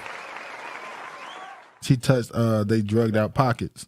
I don't mean to enter the salute emoji, but I'm still laughing my ass off. She not mom. When she came to Balenciaga. Yeah, she's still accepting the Balenciaga money. And people were trying to get her to talk about it and, denounce them, and, she moved on with her life. Your mom validates all the previous. Exactly. Her being a mom now, gets to talk about shit. No, the fact that you did all that stuff, and because you're a mom now, it just erases all that stuff. No, your history's still there. What you did. Let's see what she actually admitted to. I have the video of what she actually admitted to. I'm be like, guy. Look at that alone too. I'm gonna take him out. We're gonna get drunk. I'm gonna get him all perked up and everything. We're gonna have a good time. Get him super twisted. Then bring a bitch around. We're gonna have a threesome. And when he wake, ain't that rape? He's drunk and drugged. He can't consent. up, he gonna be like, what the fuck? Yeah, because the bitch was a tranny. I'm be like, yup, we had a threesome with a tranny. Yup, a tranny suck your dick. You don't gotta fuck another nigga to get even, bitch. There's other ways to get even. You cheat on me? Devil. Not only is she going to drug you. No, she's talking about getting back at a dude who cheated on her or something with that one. That's what she said she would do. Get you drunk. That's, but you know, the industry is a mug. And they made this woman a millionaire with a huge platform. They gave that to her. It's crazy. But we know it's all on the agenda's fourth. What's that? Black China opens up about undergoing cosmetic procedures amid rise of breast implant and removals. I don't want to talk about Black China. We talked about her last week. All I want to talk about is, do you think there's something to the removal of these implants? Or do you think it's just a little fad that's going on right now? What? The removal of implants and stuff. I think we're shifting into a different era. But yeah, I always felt like go ahead. I think the women, them promoting women to get the fake asses and all that shit was ushering the trannies. Because you can't tell the difference between the trannies and the women now. I always felt like, because a lot of people look at the fake behind and said it was meant to over-sexualize the society. I think it was more so they were trying to get a worship of certain energies. Worshipping the butt is not about sex. It's what do they call it? Not ancient. What's the other word? From religions of the past, they used to do that type of stuff. Worship the butt and all that other stuff. They have words for that. Most of the main one that normally do that is the Wiccan, not Wiccan. What's his name? Madame Zablosky, Anton LaVey. What's his name? I forgot the name of their religion. Well, I guess you say Satanists. I guess they're Satanists. They believe in that type of stuff. So you think this is more so to bring in to make it normal, the look of the transgender? Pretty much. Okay. They've been leaking for years. That they finally getting it removed. And I want to, the reason why I brought it up is because I think it's a religious thing, because there was a picture she posted up, because you noticed it's not just about her, RuPaul. Mystery Theory. Yeah, that's it. Regina, boy, she be. Regina, very, very, very wise woman. But whenever these celebrities do stuff, they always do it in a certain way. What she's doing is more religious. They always grab a religion. Some of them go Muslim. You hear about a lot of them being Buddhist. Some of them go Christian. She still hasn't changed her name from Black China to on her social Angela media. White on social media. Now, Kanye West is also another person who goes the Christian route, even though we know he's not no damn Christian. Or he's not a real one. Now let me show. And this right here is all about image. The Black Wall Street Times. Tennessee House passes bill targeting marriage equality. The Tennessee House of Representatives passed a bill on Monday that allows county clerks to refuse to certify marriage licenses that go against their personal beliefs. The vague language of the bill gives room for local officials to deny marriage equality to LGBTQ plus couples, interracial couples, and interfaith couples.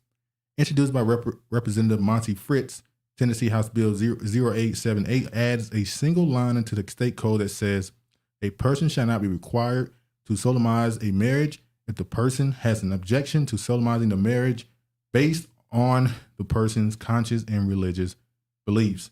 Claiming an attack against civil liberties and rights, Fritz denied the bill will be used to refuse licenses for same-sex couples during a debate on the House floor, according to a local station. What I want to, other than that, the picture. Now, there's the Black Wall Street Times, so they focus on black people. But what does this picture really tell you?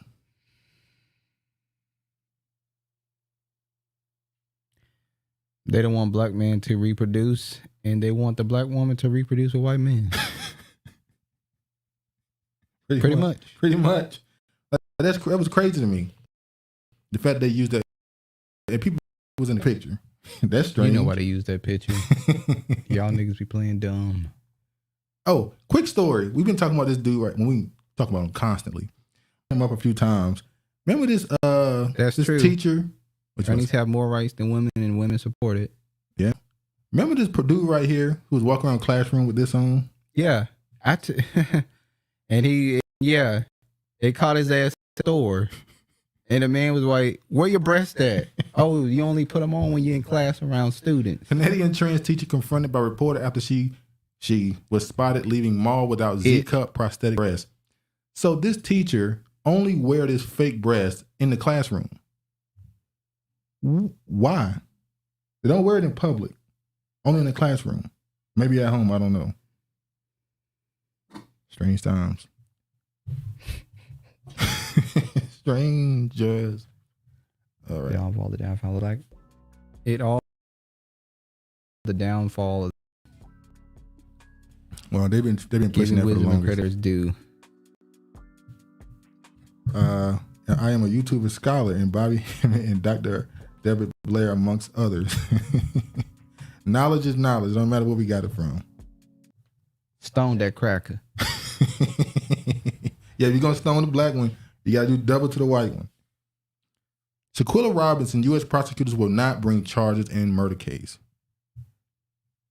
So the U.S. prosecutors said they can't come to a conclusion whether or not what happened. So that means they're going to deny Mexico the, what they call it? Not extortion. What's the word? They're not going to allow Mexico to pursue charges against them, obviously. So nothing's going to happen, I guess. Well, the family said they're going to continue to fight, so. Wish them luck, but once they say there's nothing they can do, I mean, unless you're going to personally grab them up and drive their ass across the border to Mexico, I mean. They don't care about black meat on a wagon. Yeah. Hold on, let me get here.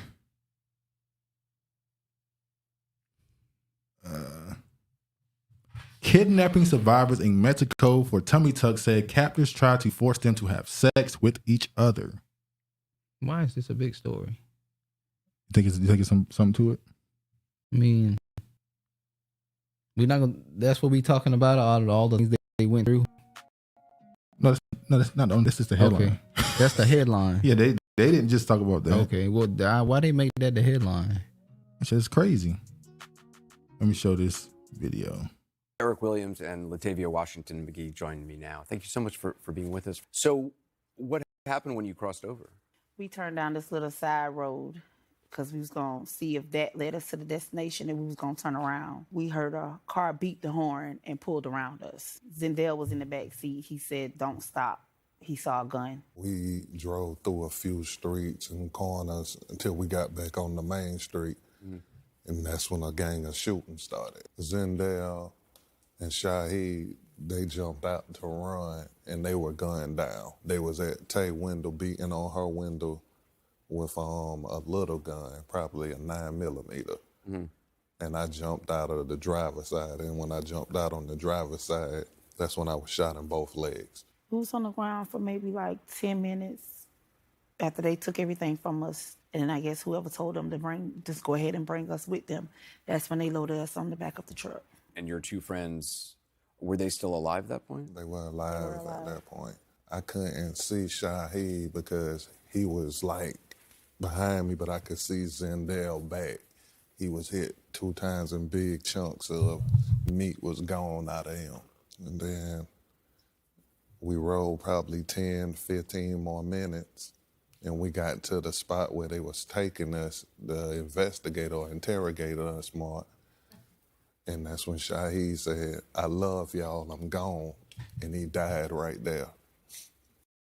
Now, let me say this. If George and him talking shit, what he just did there, please forgive me.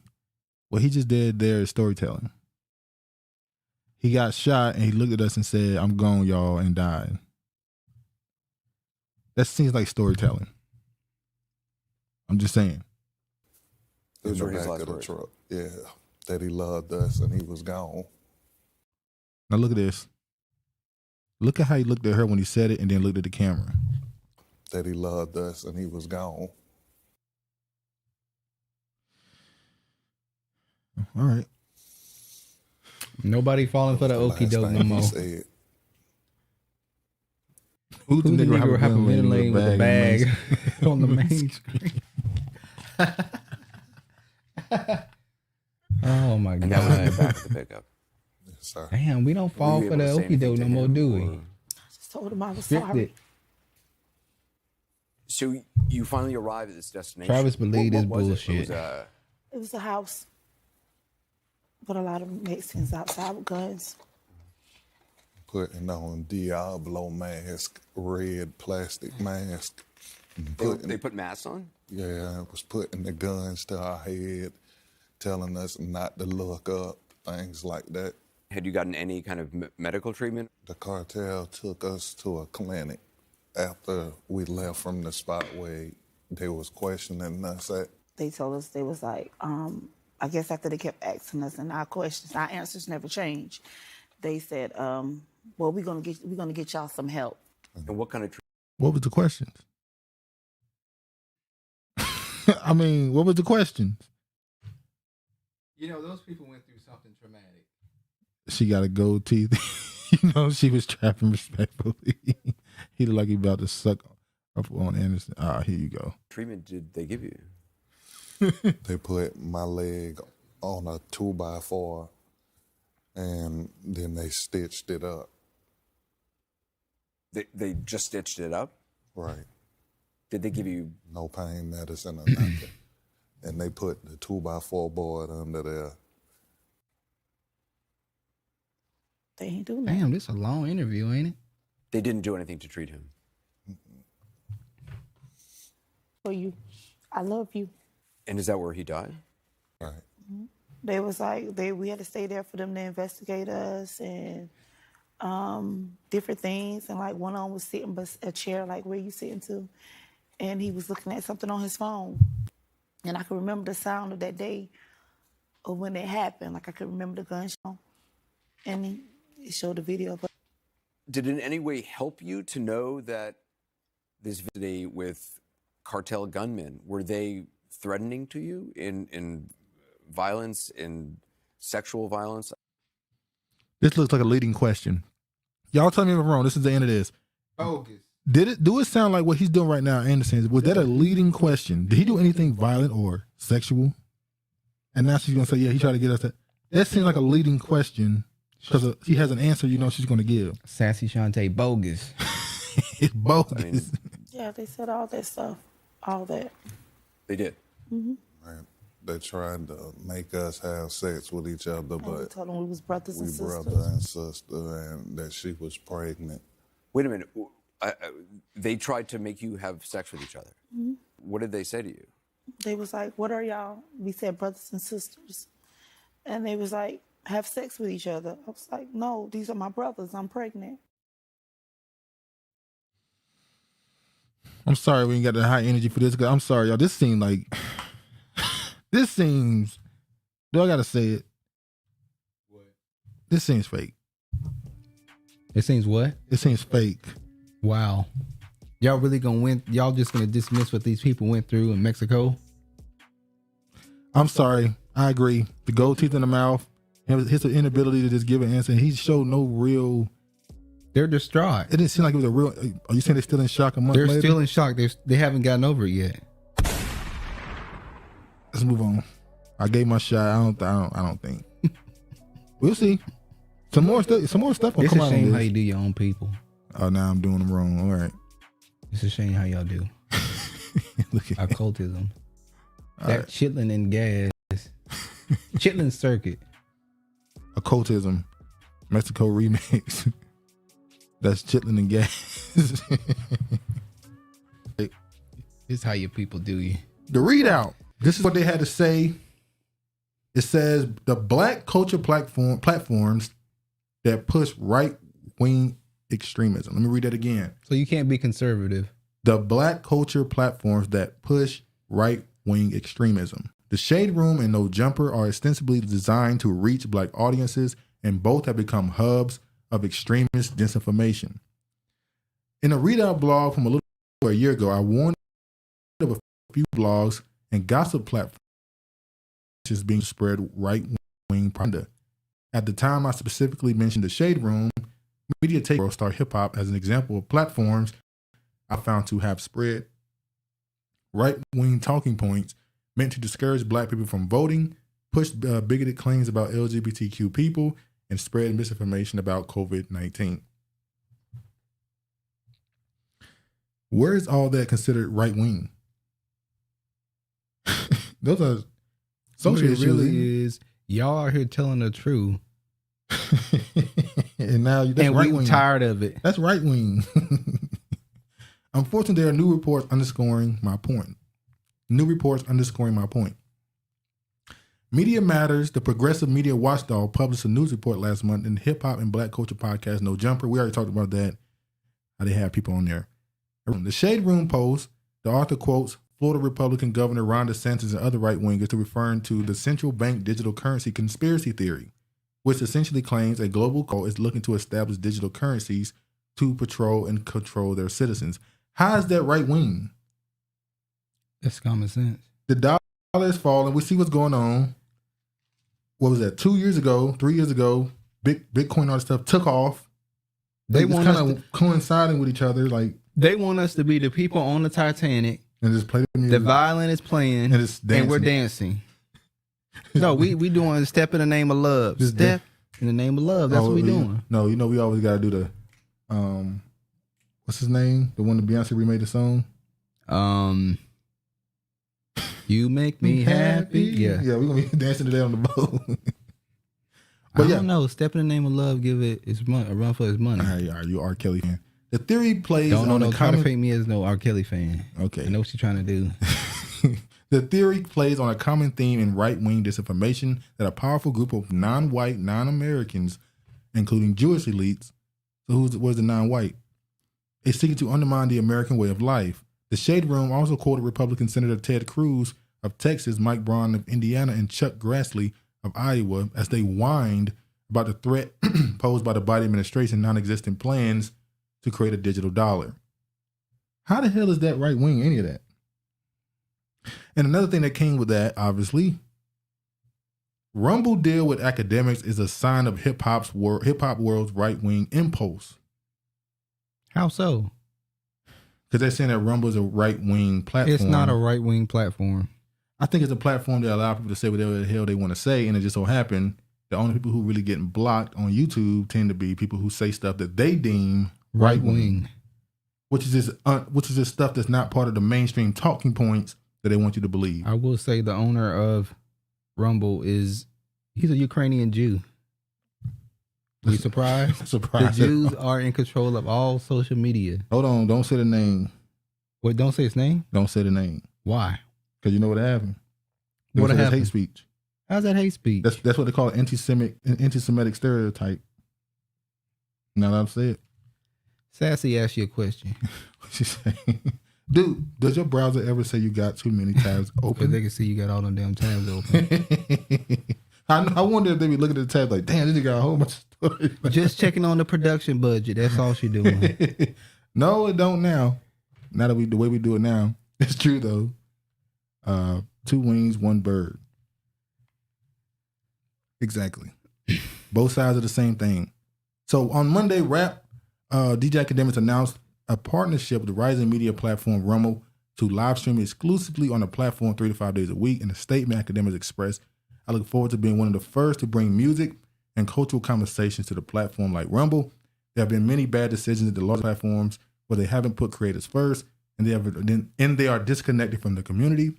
I feel now is an inflection point for streaming platforms. I couldn't be more excited to lead this effort on a platform that puts creators first. It's a a Ukrainian Jew owns a Toronto-based platform.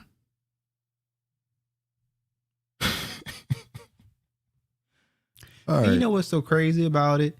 These people be hiding who they are now because when you go and you look up his ethnicity, it won't even pop up. It'll say his if you type in Chris Bavolsky, I think that's his name.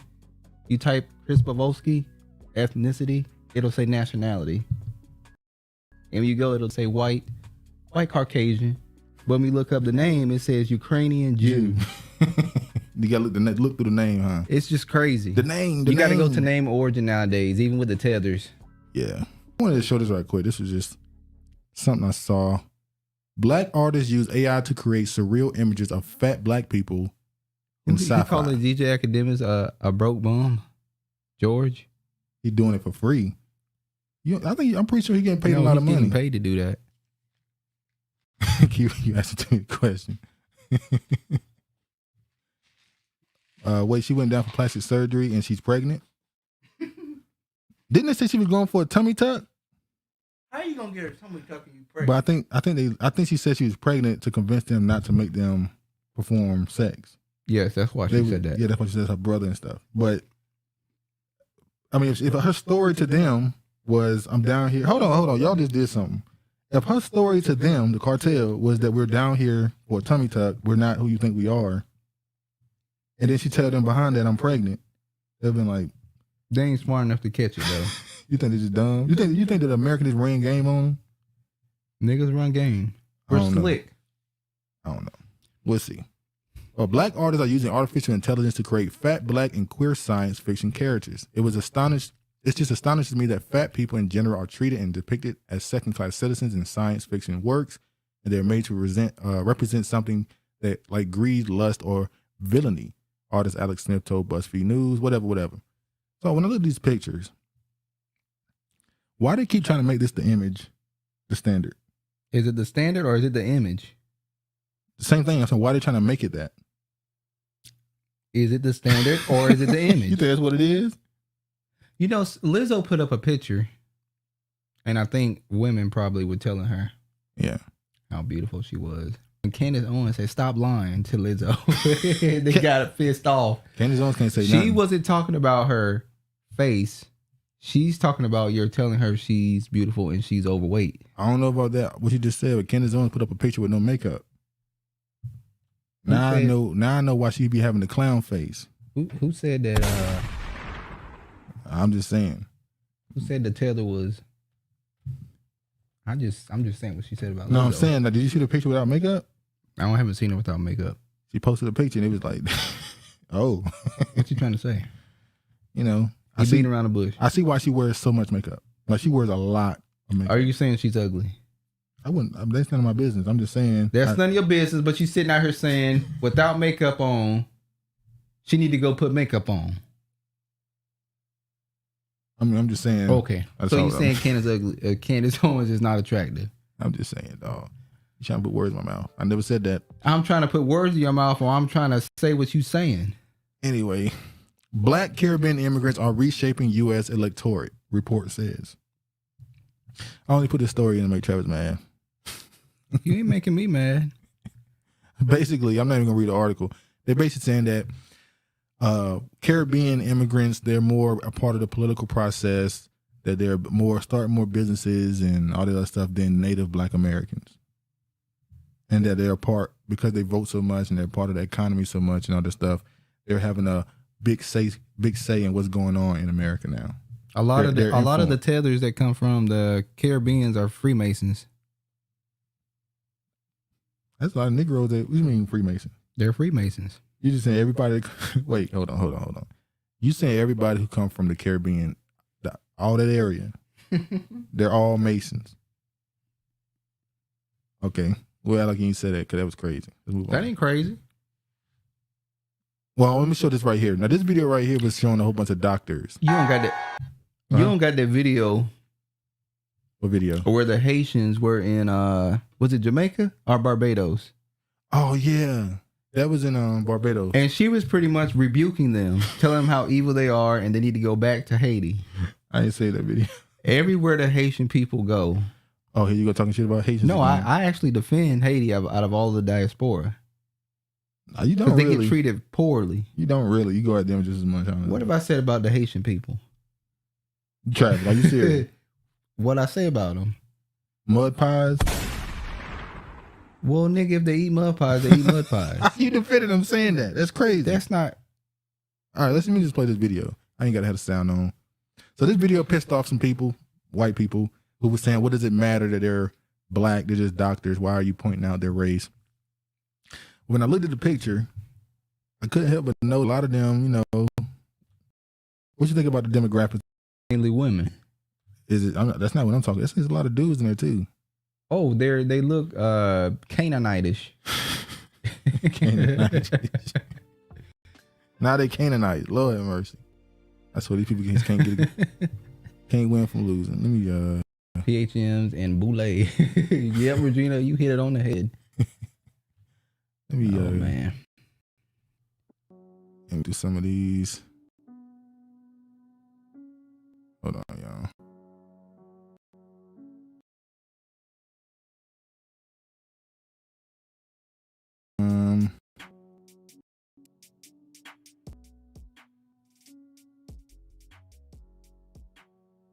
Come on, man. We can't have no dead air. Nigga, it's been dead air. You can talk. This is a production.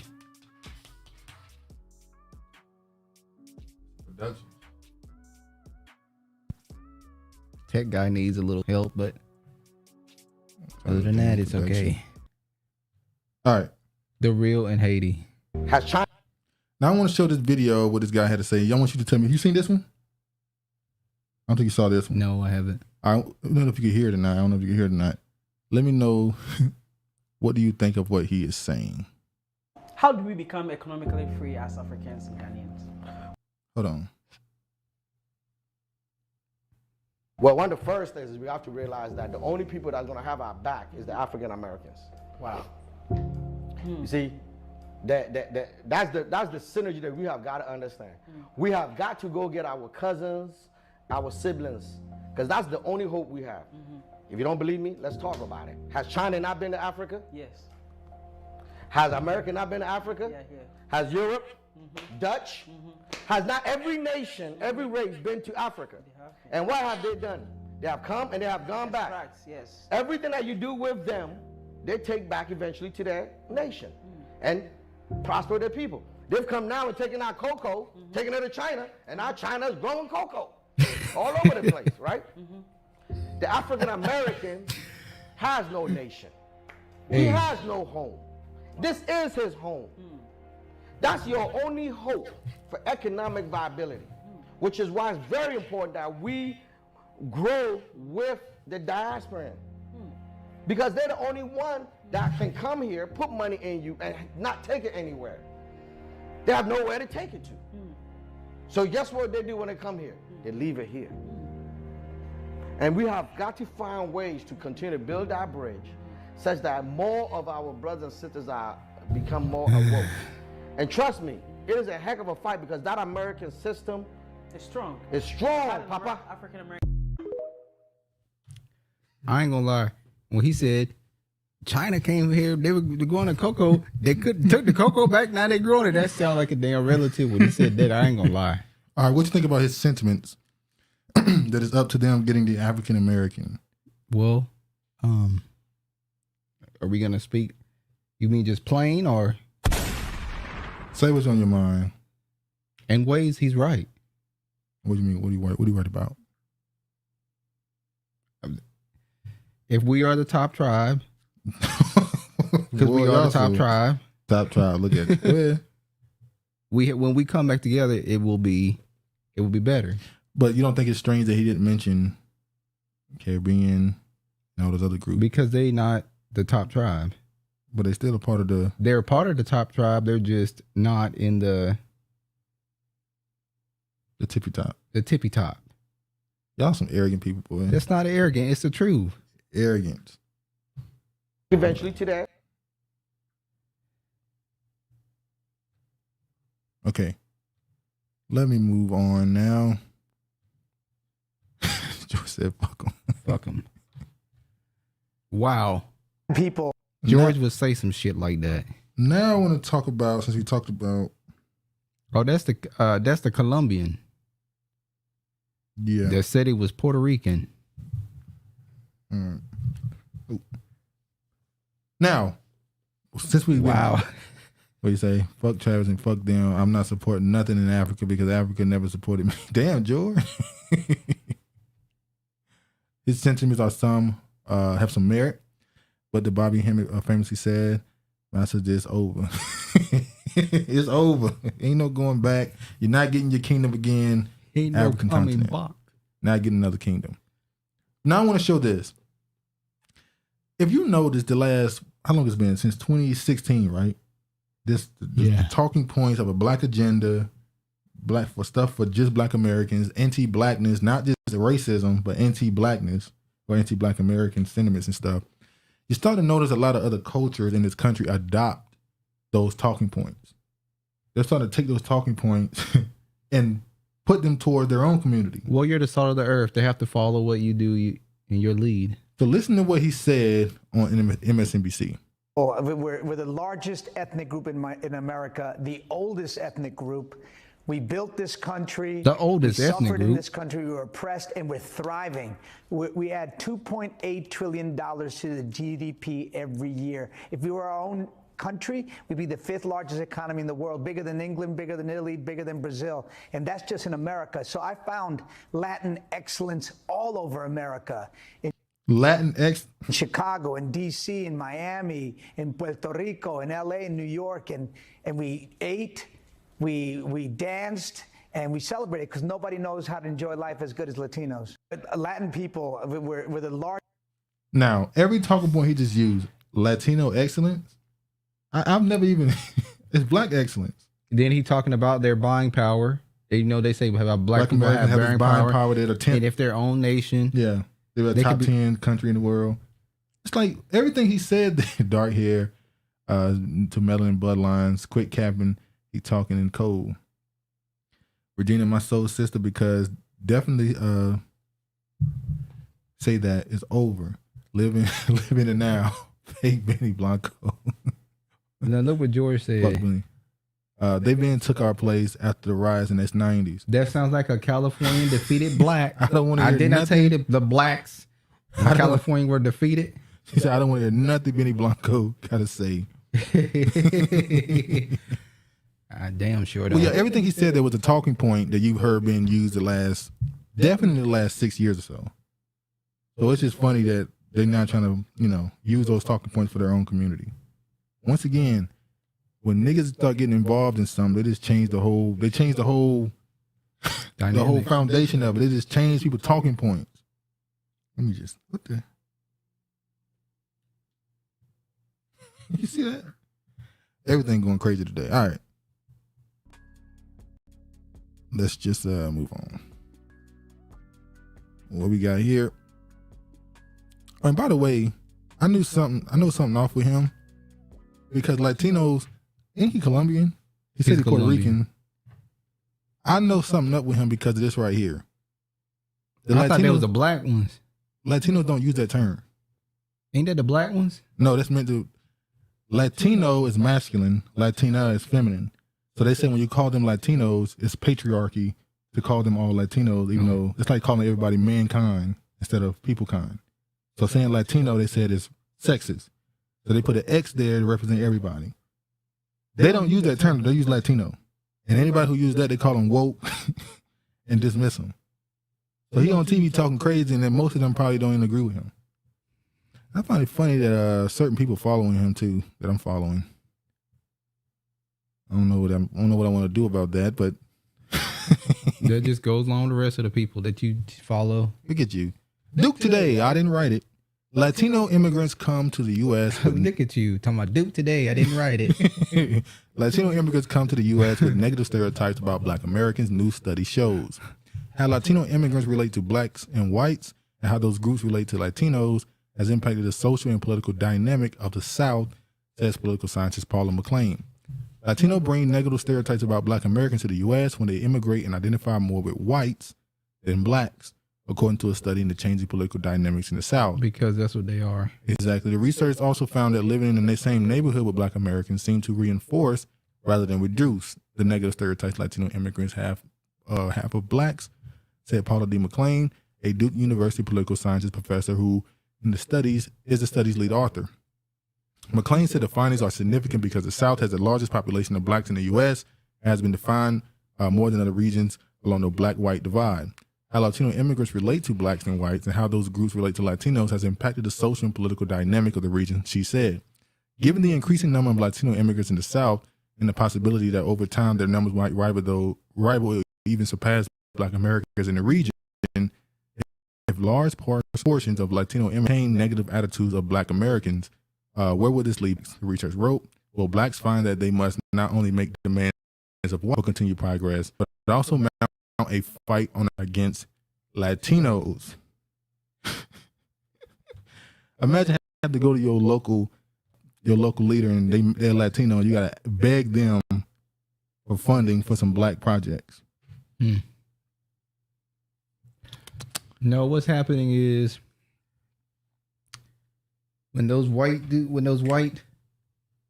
people's out there laying up with those quote unquote indigenous people, they're going to have come up to harvest. collect They're collecting what their fucking forefathers did. Yeah, maybe so. They're white people. All right, let me show this. This is Biden saying he's going to give more to immigrants. When President Obama and I created the DACA program, we knew it would transform lives, and it has, bringing stability and possibility to hundreds of thousands of young people known as dreamers, brought to America's children. This country is the only home they've ever known. They're our friends, they're our co-workers. They study, they work hard, they start businesses. Many have served in our military, and many were essential workers in the front lines of the pandemic. They're American in every way except on paper. It's past time for Congress to give dreamers. Ain't it the only way to be American?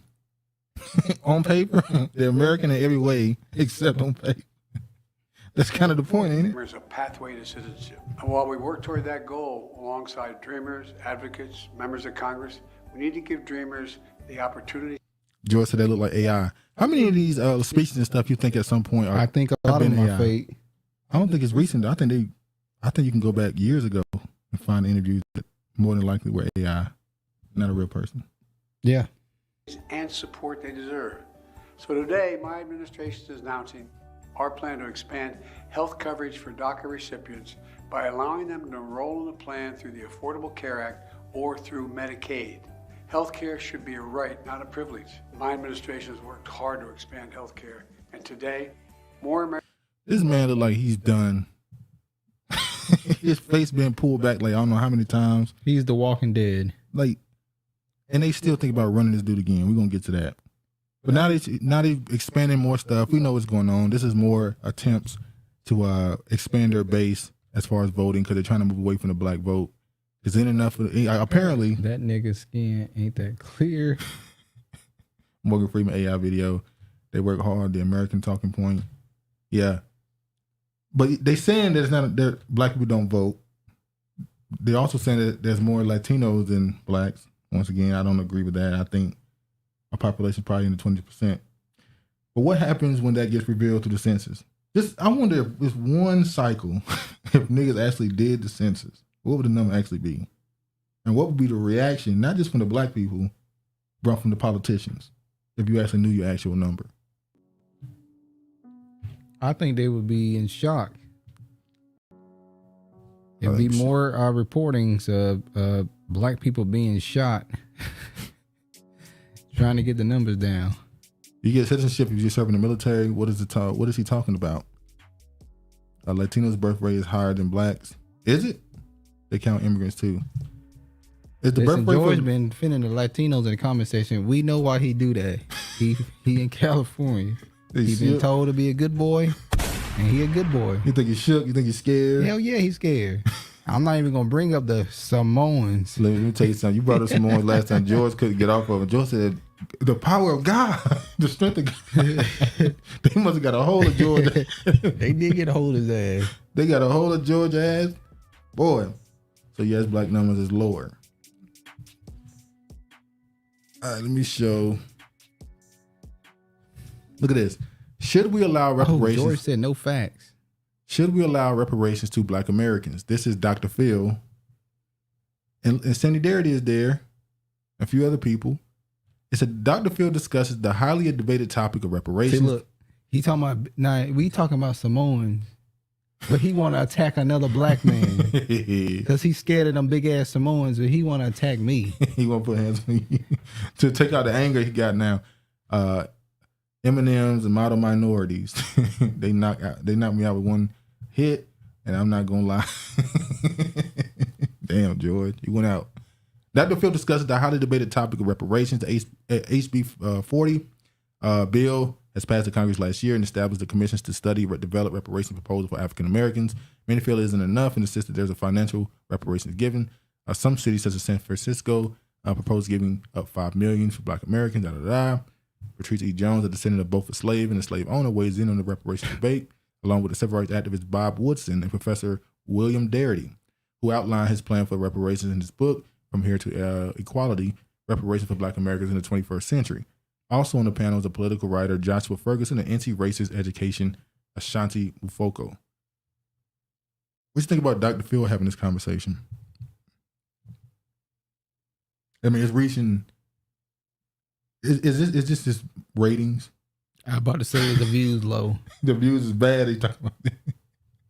Or this is the type of conversation they was having in the 80s when they would just talk about anything.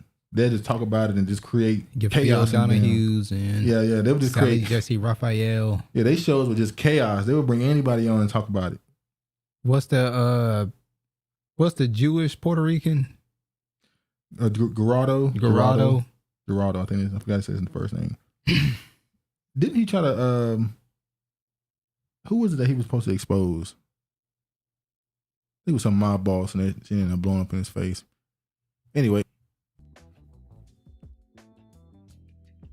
A few highlights of comedian. We're gonna show that. Are you gonna show that one? If you want to. Let's move on. What we got right here? Come on, thing.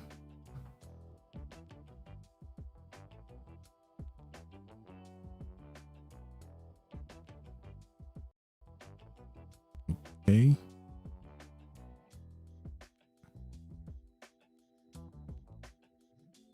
Hold on, sorry. It's loading.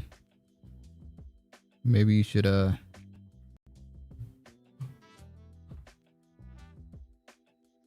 What the hell?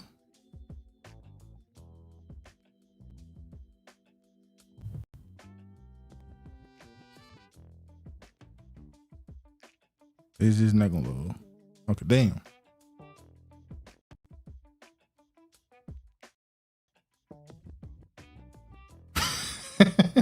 This shit won't load. Fuck it. Rebuilding Africa Town. An unlikely team restores the dilapidated homes in one of America's oldest African American towns. Today is Thursday, April 13th. Thank you for turning into World Radio to help start our day. Good morning, whatever. So basically, they're taking on projects to go around and rebuilding these prominent African American towns that were built. And one of the ones they're going to rebuild is Africa Town, the one that was started by Cujo Lewis, who was on the, what was it, Claudia, the last ship to come out of West Africa with slaves. What's that group of women? Allegedly. What's that group of women that was a part of the Dahomey Kingdom? They just had a movie about them, The Woman King. He's the one him and a few others were the last ones to be captured by those women and sold into slavery. So Africatown was started by Cujo Lewis. Now, what is the purpose of them rebuilding these towns that they destroyed a lot of the times? The Agoji. Okay. Agoji. All right.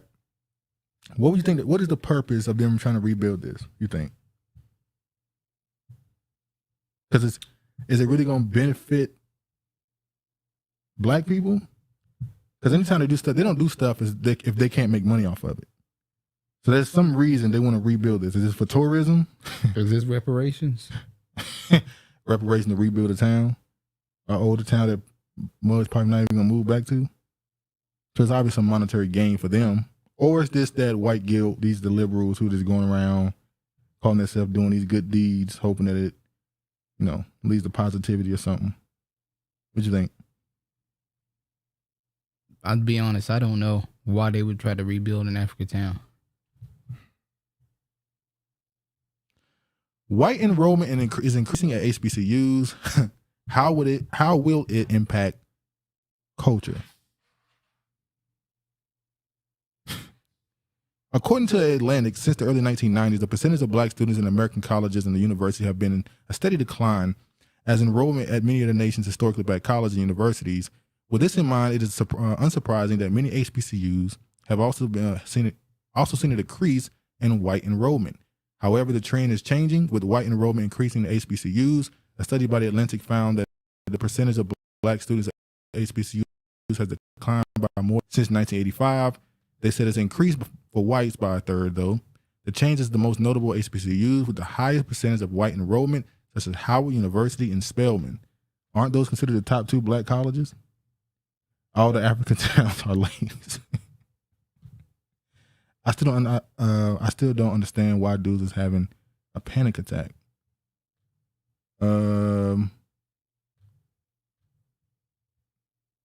They should HGTV building up white America. Them female slave drivers. Okay.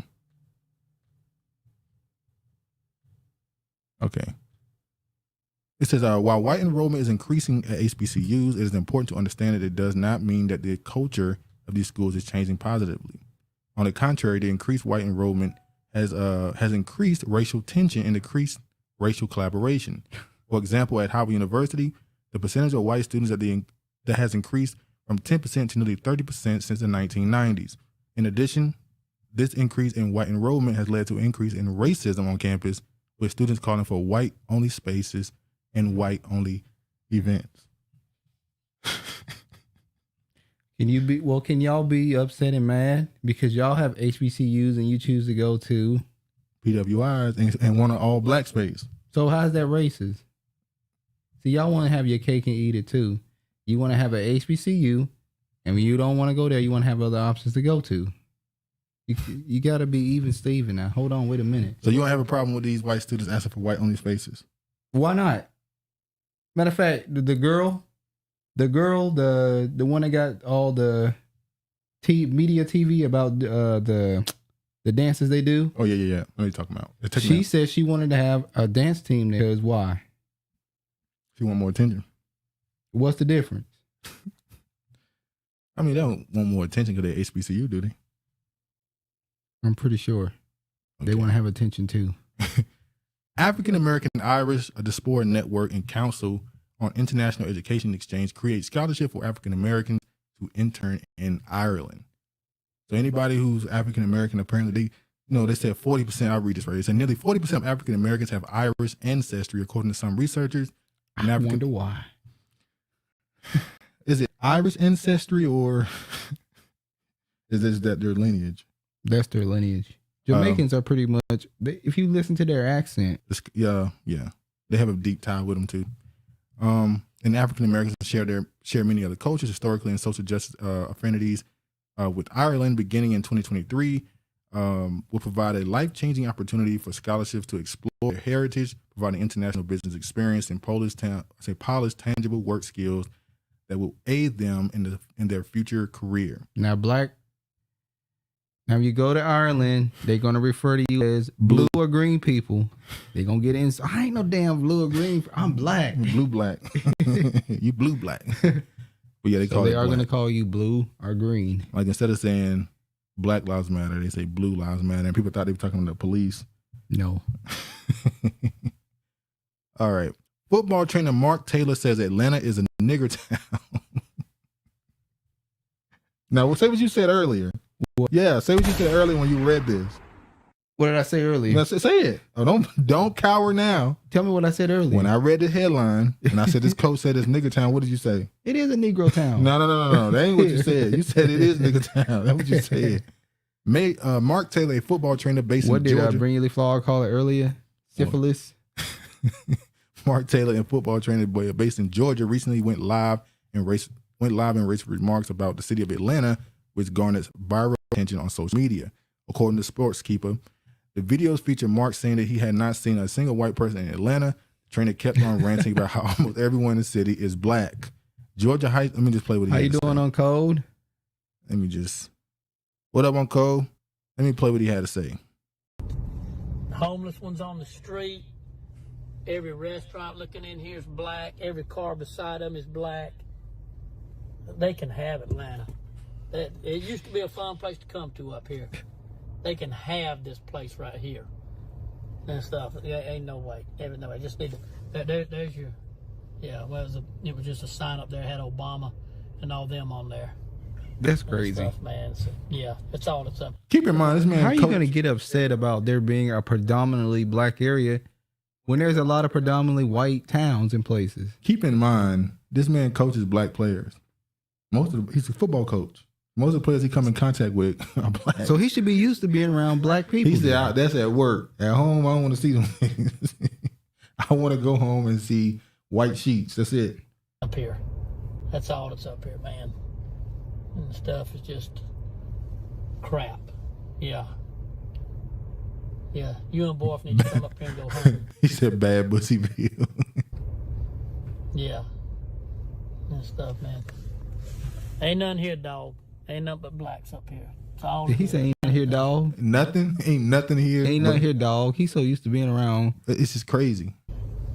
Gone down, man. Just gone. Ro, look at this nigga trying to pull out in front of me right here. Look at this nigga trying to pull out in front of me right here. Hey, did you see that tree right there? Yeah. Did you see that tree right there? Ro will hang you from that tree. That went dark real quick. Got serious. Shit got real serious real quick. Now, in one of the videos, he appeared to be driving downtown. And then we saw what he said. Man mentioned someone named Ro in the video and explained that the person in Atlanta used to be a place for fun. The last video Mark filmed in his hotel room seemed harmless at first, with him bragging about UGA 2021 national championship jacket worth $129. However, the note on the clip quickly turned sour and bigoted with another racist statement where Mark talked about Atlanta being nigger town. White coaches have a long history of taking the hoods off. Look, man, y'all keep running to these PWIs to win them championships and stuff. You coach with them and train with them every day, all day. They act like they can be what they call it, a mentor to you, and then this is what they think. This is what they think. And this is why I look at Deion Sanders going to Colorado. That was just, you continue to push this idea that you have to go to these schools to the students. No, don't try to talk shit about him now. Where I talk shit at? You didn't want to talk shit about him earlier. I didn't. So don't talk shit about him now. Target security punches customer in the face after she demanded reparations. A Target security guard punched the customer in a confrontation that was sparked when she asked for reparations while at the checkout line with more than $1,000 groceries, according to a police report. The ugly incident happened in October at the mega store in Blue Ash, Ohio, and began with Karen Ivory asked the cashier for the manager regarding the bill and reparations, according to reviewed in the Post. The cashier alleged to authorities brought up reparations several times during their brief encounter before the manager arrived. When speaking with the manager, the customer first asked for reparations and grew angry as she walked aggressively toward the manager. Ivory kept berating about reparations and her privileged life. The report alleged that the patron kept walking toward the manager. So then he punched her. Now, when I watched the video, I didn't hear her begging for reparations. Well, she got her reparations. What'd you say? That's what Mystery Man said. Well, she got her reparations. I didn't say that. I'm reading what was in the comment. He was sent to a day in jail and charged with $110 in disorderly conduct. In the body cam video, the purported incident on YouTube, Ivy told an officer she wanted the cashier to contact the manager so she can have a larger conversation about how money works, how the provisions work, and how it's been working in our community in a very wrong way. This is my Rosa Parks moment, she added. You ain't want it. I got your reparations. Nah, but look. When I watched the video, I thought she was saying, I didn't hear her ask for reparations. I guess I didn't have the sound on. I thought she was nagging him about a bill, and he just hauled off and punched her. Now, she didn't seem like she was a threat to the dude. He punched her. That's why he said he walked aggressively towards him. Now, I asked the question. Because she was by herself, he felt comfortable doing that. She would have had a man. If she would have been with the dude, she would have been with her husband, a brother, would he have been as comfortable to swing on her? No, he would have not. We are mortal enemies, spiritual, physical, and they understand that we don't. Exactly, on Cole. Today never got knocked. You ain't never gonna get along. Smartphone stupid. You've been battling one another since your forefather was in the wombs. You ain't never gonna get along. Apes are now governing. As he was leaving out, saying, I was supposed to be first. They tell you they whooping ass in the womb. They were fighting in the womb, tearing the back of damn stomach up. She like, apes are now governing us. Woman pleads guilty to hurling racist remarks at Colombia's first black vice president, faces 3 years in prison. A Bogota woman pled guilty to discrimination harassment a year after mocking the race of the vice president in her country. In 2022, the woman was caught on camera calling Colombian Vice President França Marquez racially derogatory term, a crime punishable by up to 3 years in prison. Marquez made history for the first person of African descent to hold this office and has faced bigoted remarks throughout her term. This is in Colombia. I remember when I felt like, I'll be honest, Colombia was just a white country. There wasn't really any black people there. You realize there are black people in Colombia. Not as many as Brazil, obviously, but there's black people there. Is it comparable to America as far as being a minority and still wanting to hold high level office and having to deal with the rage of the population? Yes, because wherever we go, the curses is on you.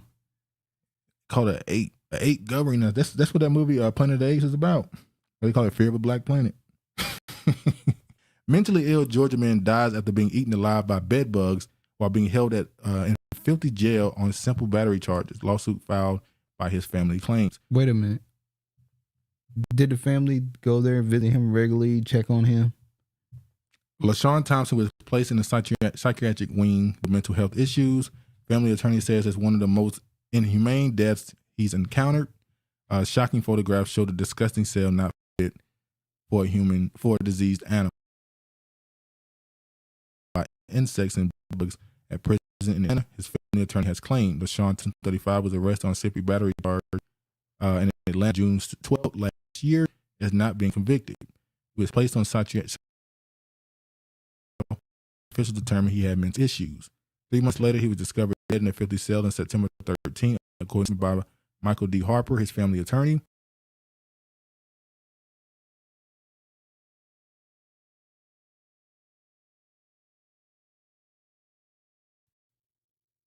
Look at that. It's crazy. We show these type of stories of these prisons and how they treat these people. You really realize when you're in there, oh my God, you are completely separated from the world. You're in there alone. You're in there alone. And they can do anything they want to do. You're in the middle of whatever county, and you probably wiping it. I don't know about this one, but most of the time you're in a white county or a white part of the country, and everybody know each other.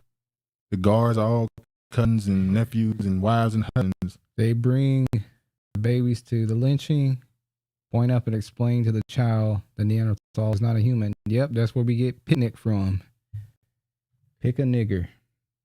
Bed bugs can't eat you alive unless she was dead for a month, and they removed and more of the maggots action of bed bugs. Bed bugs burst when they drink too much blood. Somebody lying. Iffy. Y'all think it's some bull stuff?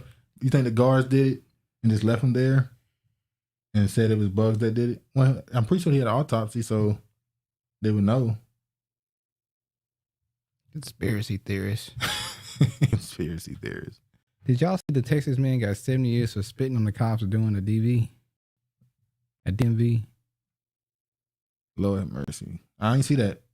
He got 70 years for spitting on a cop? That's considered assault. It is considered assault, but I think she's saying that's over. No, I know that part. I'm saying they consider that assault now.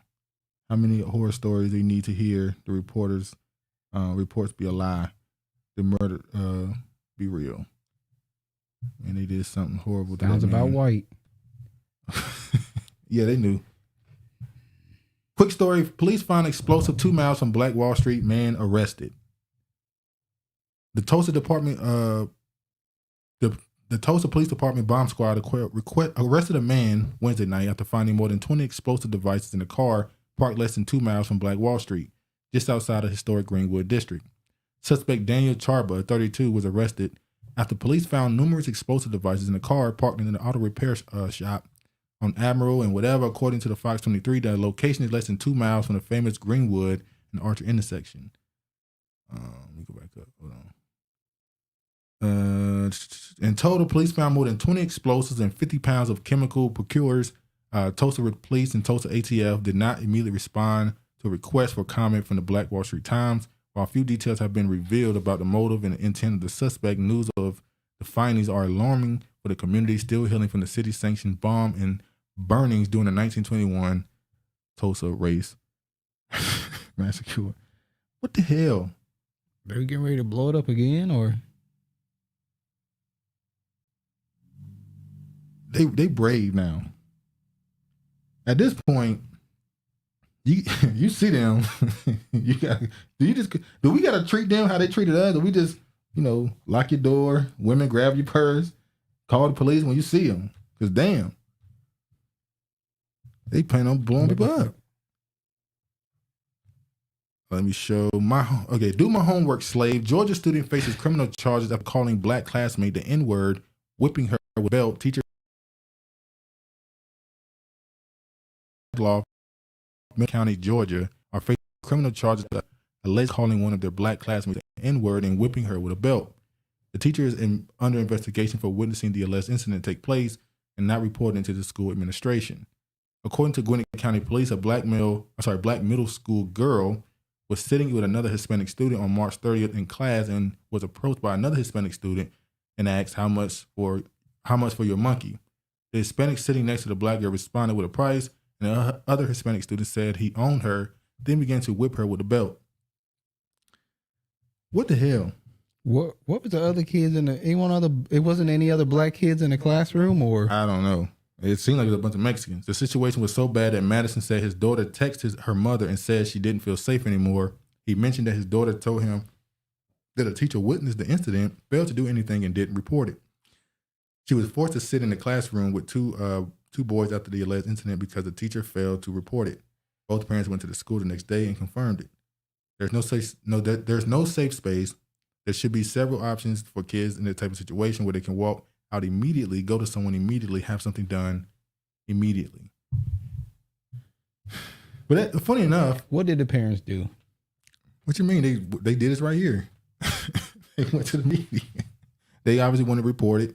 So no hands was thrown. No, the principal, Jennifer, reportedly said she had no idea the situation took place, suspended the children involved in the incident the next day, sent out a letter to every parent, and launched an investigation to the Gwinnett County Police Department for a racially motivated crime. The letter informed the parents of the situation and said that hitting students and or directing racial slurs at people will not be tolerated at Red Loft Middle. After one of the Hispanic students involved was suspended, the student took it to Instagram and reposted the letter with a caption, "They're acting like I killed someone. I ain't even hit that hard," laughing emojis. So the Hispanic student was still laughing about it. So at that point, at that point, you know, it is what it is. But that's similar to a story we talked about last week of a parent and her daughter. The same thing happened. I'm gonna play the video right quick. Feeling ignored, she's left with no choice but to demonstrate outside her daughter's school in Santa Ana and pull her 10-year-old out of the school district. Her 5th grader Paris Barnes was playing with her friends at lunchtime when she says a classmate whipped a jump rope towards her and told her, quote, "Get back to work, you slave." So this student did the same thing, called her a slave and whipped at her, tried to whip her. What the hell going on in schools? I thought it was the same story at first. Well, you know what? They've been doing this thing where you see every year in Black History Month, the teachers will have an assignment. Oh, teach them how and to the black kids play slaves and the other kids play the slave owners. So they like, we're supposed to be their owners. So you think that's crazy? You think that? Let me say this. You think there might be a possibility that, hold on, might be a possibility that when you take young students, young kids, put them in a situation where they're learning about history, and the main thing they're learning in history is people were slaves, white people were owners. That puts that obviously gives them a certain level of superior black. So the governor, DeSantis, needs to work better. DeSantis. What? What he work better at? Making sure stuff is not in curriculum for teachers to teach that shit, because you know he doesn't like that type of wokeism. I do think that might give a certain level of superiority to the other students and inferiority to the black students. So yeah, he was in the military. Got show, man. I'll check it. Oh, he's talking about somebody else. What we know about the gunman who opened fire at Louisville Bank? Well, we know they're already making excuses for his behavior. Yeah, we don't even got to read it. They consider him extremely intelligent, quiet to himself. He was kind of a loner. An introvert. He ended up getting a job at a bank that he interned at before that, if I'm not mistaken. He went in, he killed 5, he injured 8 more. That's a total of 13, just saying it. And then they said that he had a brain problem because when he played basketball, he had to wear a helmet because of all the concussions or something that he had. So now they're saying he had a mental problem. I guess, are they going to try to say CTE? I don't know. Another shooting. I do think there's something deeper to it, but, you know, they won't reveal everything. We still don't know everything that happened with Nashville. Isn't that crazy? That Nashville story came and went, didn't it? Matter of fact, the story that eclipsed it was the next story we're going to talk about, which is the Tennessee 3. Yeah. That kind of moved that story right out of the way. Am I off track, or does it seem like if the Latinas are carrying out white stereotypes and Asians are carrying out black stereotypes? Saying that white people are acting like Hispanics are acting like the white people, and the Asians are acting like black people. The anti-Asian, the hate, all these rights, the minorities that they're going through. Oh, okay. The Hispanics have advanced. Yeah. They're past the stage of the Asians. They like, we can do what we want. We're the dreamers. We've got what we want. We can come into the country illegally and they ain't gonna do a damn thing. They ain't gonna do shit. Yeah, I mean, yeah. Asians definitely been playing that card, boy. Sleeper cell activated. MK Ultra asset. All right. Look, everybody humiliating us. China Mac, Burna Boy, Spanish gang bangers. Yeah. China Mac is annoying. Well, George would know about the gangs out in California. Oh, yeah. They got Asian Crips out there. NPR quits Twitter after Christ. NPR quits Twitter after being falsely labeled as state-affiliated media. But they are state-affiliated. Like, they are. Why they? What, NPR will no longer post fresh content on the 52 official Twitter feeds, becoming the first major news organization to go silent on the social media platform. In explaining its decision, NPR cited Twitter's decision to first label the network state-affiliated media, the same term it used for propaganda outlets like Russia, China, in other autocratic countries. The decision by Twitter last week took the public radio network off guard when queried by NPR tech reporter Bobby Allen. Twitter owner Elon Musk asked how NPR functioned. Musk allowed that he might have gotten it wrong. Twitter then revisited its label as NPR's account to government-funded media. The news organization says it's not inaccurate and misleading. That it is inaccurate and misleading, given that NPR is a private, nonprofit company with editorial independence. It receives less than 1% of its $300 million annual budget from a federally funded corporation for public broadcasting. Don't got to read all that. They saying they're not media. We talked about this months ago. NPR is pretty much the talking mouth for the government. This is where the big part of their propaganda goes. So they're leaving Twitter now. They've been trying to take Twitter down. They've been trying to take Twitter down since Elon Musk got it, haven't they? Pretty much. They swear up and down it's the worst thing ever now. Hold on. Okay. Joe Biden on presidential run in 2024. What a joke. Huh? What a joke. They ain't got nobody else, though. They really don't. Joe Biden on presidential run in 2024. I plan on running. The president told today's Al Roker he plans to run in 2024 during an informal chat at the White House Easter egg roll. President Biden told Al Roker on today during a quick chat at the annual White House Easter roll that he plans on running for re-election in 2024. I plan on running, Al, but we're not prepared to announce it yet, Biden said alongside First Lady Jill Biden. Biden 80 lets the news slip early on Monday after Al asked how many more White House Easter events he planned on participating in, nudging the president to say whether he had eyes on the second term. Is it even possible for him to win again? I mean, come on now, we gonna say wait. Quote unquote again. Let's move on. You think it's possible for him to win again? Hell yes, it's possible for him to win again. That's a smart answer. He can win again, quote unquote. I'm not having a restless night over this next election. I'm going to bed. I don't give a fuck. I don't give a damn. I don't give a damn no more. That I gave a damn last time.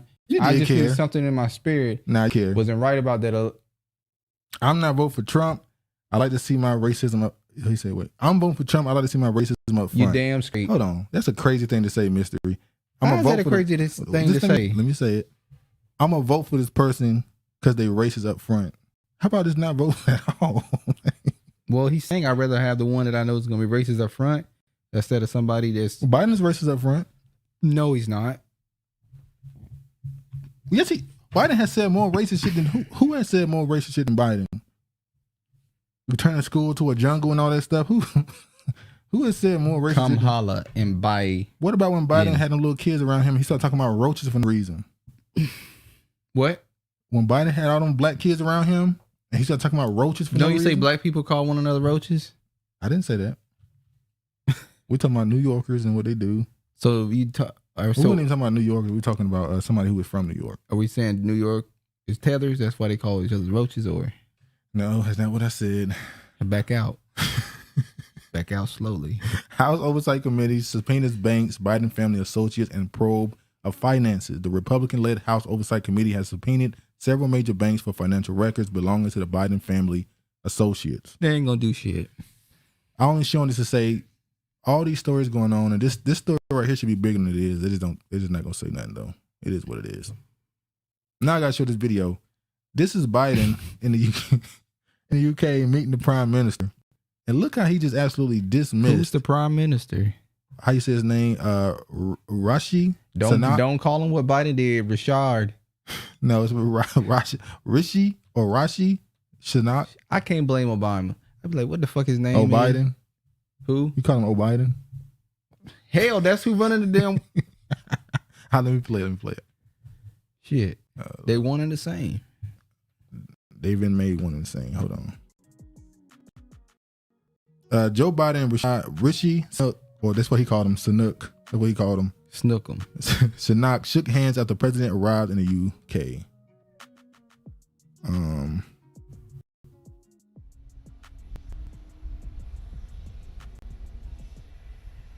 This is him showing up. Hold on to that stairs for your dear life. We done seen him fall like 30 times, so maybe he finally learned his lesson.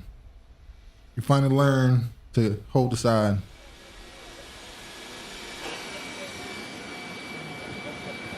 Get the hell out the way. Nice to meet you. Look at this. Prime Minister. I'm the Prime Minister. He went and hugged the white. He saw a white face. Oh, this is who I should be talking to. Get out of my face, Brownie. That's the assistant. He said, who's this Brownie in my face? I got to deal with these darkies at the crib. Please get out of my way, please. Thank you.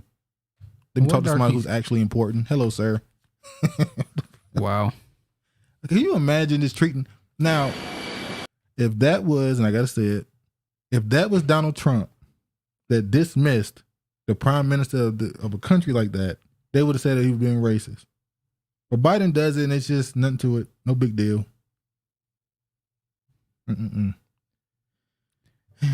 Well, the media won't talk about it, but other people will talk about it. Oh, no, they talk about it, actually. South Carolina Senator Tim Scott takes a significant step toward a presidential run. How long did I say this? Plenty of people, I'm sure, have predicted that Tim Scott, it was kind of obvious. When he did the criminal justice reform, he's for criminal justice reform. When he came out and said that as a Republican, it was already understood, okay, he's going to run for office. Sorry. Now, the question is, will he run for office as president, or will he, let's say Trump going to run, will he end up being Trump's vice president? Well, he could do the same play that Biden and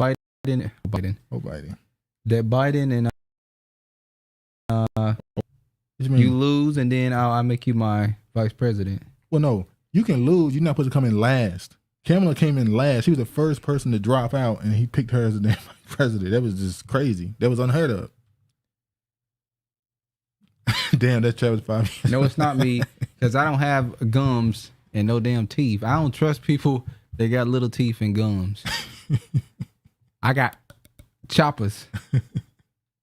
Yeah, okay. All the gums and no damn teeth. Little rice teeth. But yeah, he's gonna run for president. Most people knew he was gonna end up running. All that shucking and jiving. Did Tim Scott do shucking and jiving? Before I talk about that, I want to show this too. Hold on.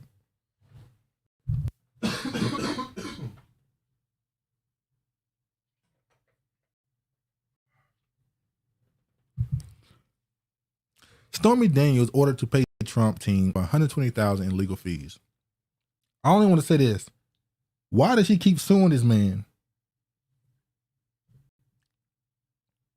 He allegedly paid her money to go away, hush money not to talk about the affair they had. Them his choppers. He paid her money not to say that they had an affair. He then responded to reports that it was exposed that they did have one. He called her a liar, and she sued him for lying when he already paid her to lie for him.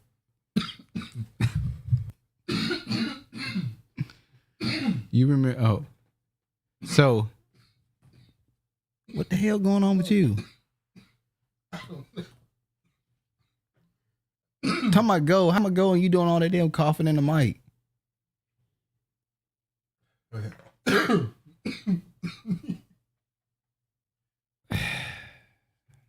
Keep scrolling. Anyway, Stormy Daniels is a man. Let's talk. Somebody I was watching said this is totally off topic. Mm-hmm. I said Sadaya, I thought she was a lesbian. Now I think she a tranny. Why are you coming as Sadaya for no reason? Because I've been saying she's with that Spider-Man dude. I've been like, that's her. She's a dyke. But Spider-Man no, dude. she's a tranny. Now you're saying it. Now y'all saying Stormy Daniels is one. There's a lot of trannies out here. Dude, don't cut the charbitis. Oh, but she keeps suing this dude, and we already came to the conclusion, more than likely, the other side of the aisle, the Democratic Party, must be trying to convince her to keep putting him in court to get these headlines, and she keep having to pay these fees. So I don't know if it's going to benefit her that much. So Tim Scott said he's going to run. I still believe. I'm still going to say there's a possibility we're gonna see Keisha Lynch bottoms. I know I've been saying it's getting the chance is getting weaker and weaker. You want to see Keisha win, don't you? Huh? You want to see Keisha win? I ain't say all that. You like her because she ain't pay her water bill. That's some real nigga shit to you. Who else got accused of that? Was it Tim Scott? It was Tim Scott. Hold on. Tim Scott don't pay his water bill either.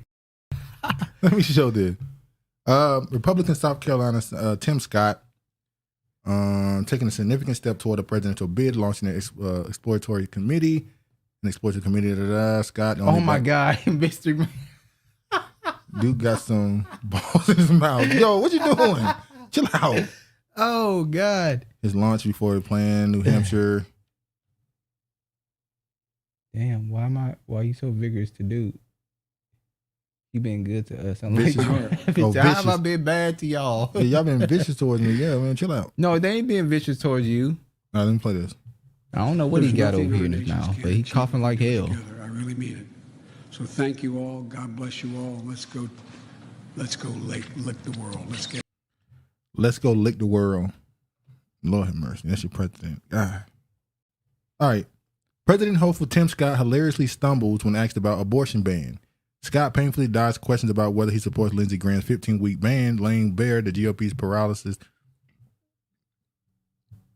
and on defending their unpopular abortion stance. Well, who said it's unpopular other than y'all? I mean, let's be honest. Now look at this. Oh, you didn't see this one, did you? No, I didn't. Democrat leader Hakeem Jeffries under fire over his unearthed college editorial defending anti-Semite uncle who said Jews helped finance the slave trade and plotted to keep black actors from Hollywood. Oh, he finished. What did he? What? He must have done something. He's a leader. He's a leader of the Democratic Party. Remember? What is he not doing what has he done that they don't like? Or they told him to do something, he won't do it for them to be saying this. He did something. The minority leader's uncle, Professor Leonard Jeffries, faced backlash in the 1990s after making comments about the involvement of rich Jews. Their younger Jeffries began his editorial by warning of the rise of the black conservative would threaten to sustain the oppression of the black masses. Jeffries wrote, Dr. Leonard Jeffries, the minister Louis Farrakhan have come under intense fire. Where do you think their interests lie? I get tired of them talking about Farrakhan. They always talking about him. Democrat Hakeem Jeffries only a vague recollection of the controversy surrounding his anti-Semite uncle, but wrote a fiery op-ed in college defending him. So I'm going to read the rest. You can already tell where this is going. His uncle said something, and they holded his ass to the fire for what his uncle said. Remember when Obama had announced his pastor in Chicago? Yes. Because his views and stuff he said? This is how. He had denounced. Didn't he denounce Farrakhan too? I don't know if he denounced Farrakhan. He had to denounce him. Because Farrakhan said he had to denounce him. And he was okay with that. And he's okay with it, yeah. Because he knew there was a bigger picture. Yeah. The Missouri House Republican Freemason getting into Missouri House Republican vote to defund libraries. They defund libraries now. What you think? You want to know why they're defunding libraries? Why? Because nobody going to them. Missouri House Republicans voted to defund all the state public libraries and propose a $46 billion state budget that will soon move to vote on the GOP-controlled state Senate. The Missouri House debated over the 8 hours last Tuesday on a budget that is roughly $2 billion less than the one Mike Persons proposed last January, cutting not only $4 million Person has slated for libraries, but also calls for diversity initiatives, child care, and pre-kindergarten programs. Yep. Let me jump through this. I want to show. Let me get to this part. You gotta speed this up. A lot of people hate Grum. I ain't gonna show that one. Fuck Travis. Save library. Go read. Read, nigga, read. You can't spell. Memphis sends Justin J. Pearson back to the Tennessee House days after GOP lawmakers ousted him. So the Tennessee, they say 3, but they only talk about 2 of them, the 2 black dudes. They've been reinstated in positions. But I want to show some of the support they gained. Nice fro.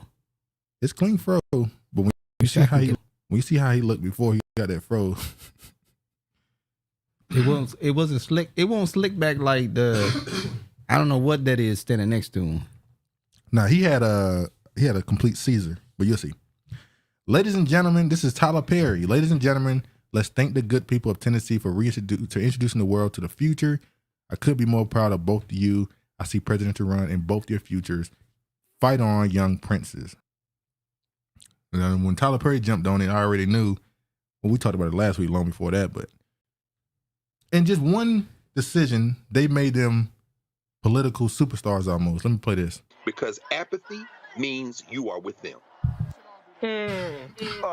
Reese, I remember during the George Floyd protest, there was somebody who said, look, I ain't believe in the political process. I'm not voting, but I'm going out to protest. And then somebody else said, that nigga like Robert Townsend. Protesting without voting is stupid. And so what people need to understand, it all goes together. You cannot protest policies if you don't get rid of and change the policymakers. Duh. Just like you ain't gonna get a paycheck unless you clock your ass in at work. Like, what's not clicking with people? I don't understand it. Why is it only not clicking with our side too? That's the. You know, it's funny. I can't stand. I don't like all three of them. Her character was created to convince what they would call the ghetto, cussing, to get them involved in politics. I remember when she popped up on social media out of nowhere.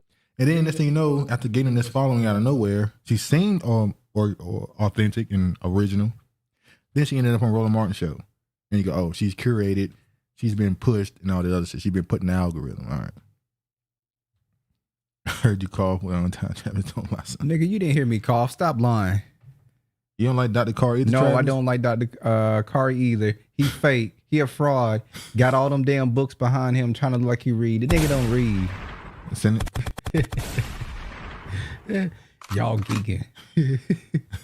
I don't fuck with none of them. Like Roly poly, none of them. He said it like Andre. They affiliated with NARC. Fucking Pan African. Oh, that's Travis, the nemesis. Now, Pan Africanist. Too smug or bougie?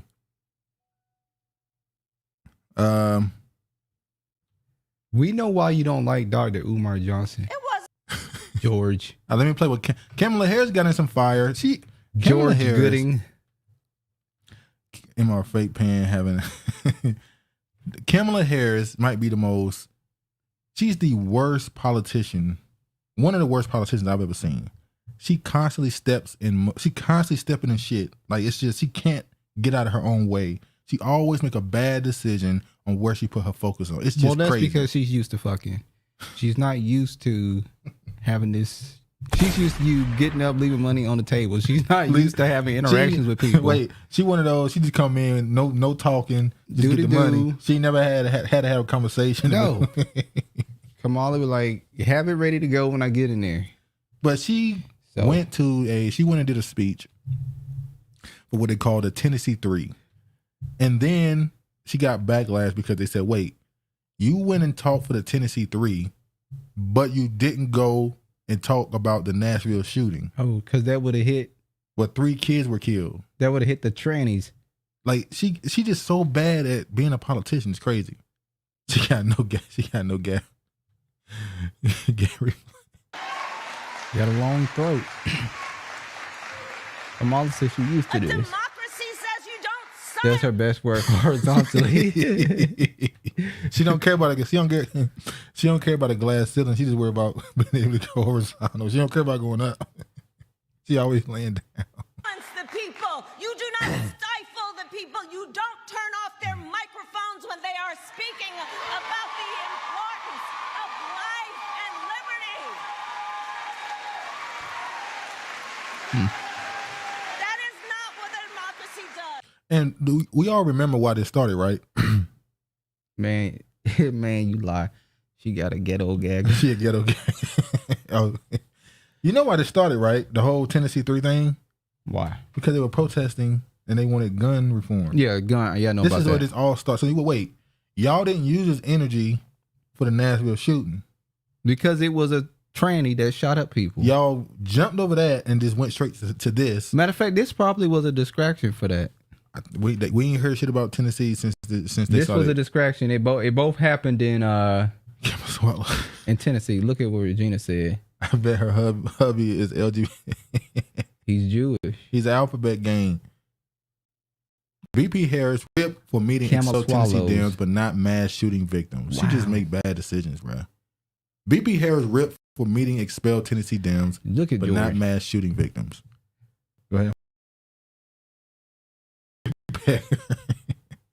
he what do you call it? Peckerwood? No, that ain't what he mean by pegger. A pecker and a pegger. Yeah. All right, let's go on. Treason season. Virginia, what is a pegger? George would know. We trying to guess and figure out. George, you walked into that one. Now this is the other woman. Now you gonna get quiet. This is the woman who's supposed to be involved. But look at this right here. Look who's there. Narc. And how do they always find a way in? When I saw him, it was just like, okay. With that Pan-African shit on. We know this is some scripted shit now. Like, we know this now. Once he stepped on the scene. This is what Tariq had to, this is what Tariq posted. Wow. Now you see how he tried to throw me in on him bringing up pegging somebody? Strap on. The trollite, true druid. All right, let me show this.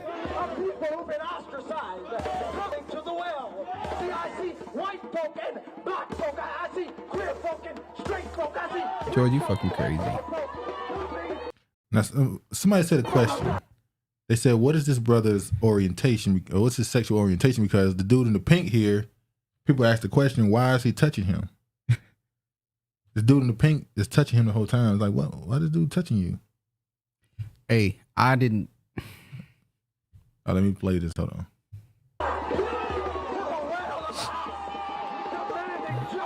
He brought his blue thing there.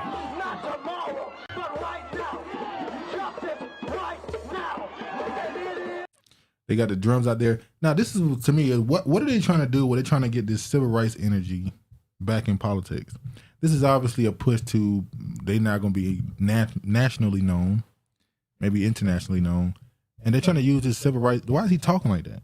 The people call him a fake MLK and all this stuff, this theatrics that he's doing. Like, this stuff is not necessary. It don't really garner support. I don't feel like it do.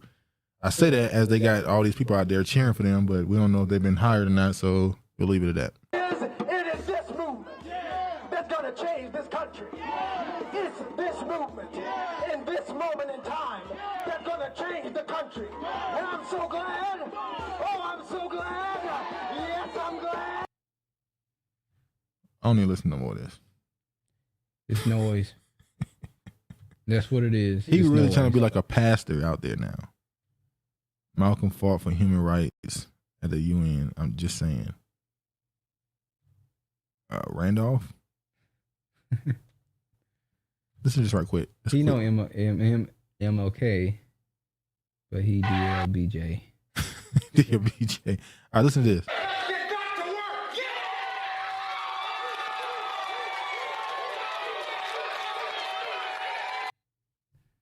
You hear that? No.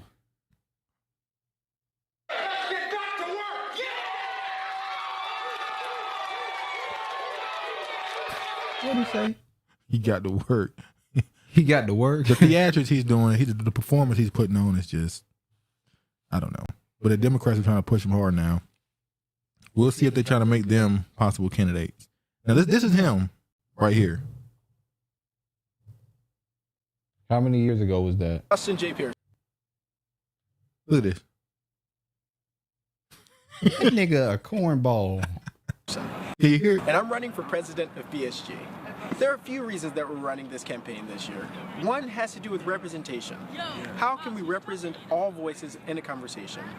I wanted to do this by partnering with He organizations. didn't even go to no HBCU. Boone Democrats to the Boone Republicans. I want to bring together different voices, dissenting He definitely lighting the low. voices that may be more liberal or more conservative, in order that we Yes, can reach. brilliant. So- Paris will be voting for him shortly.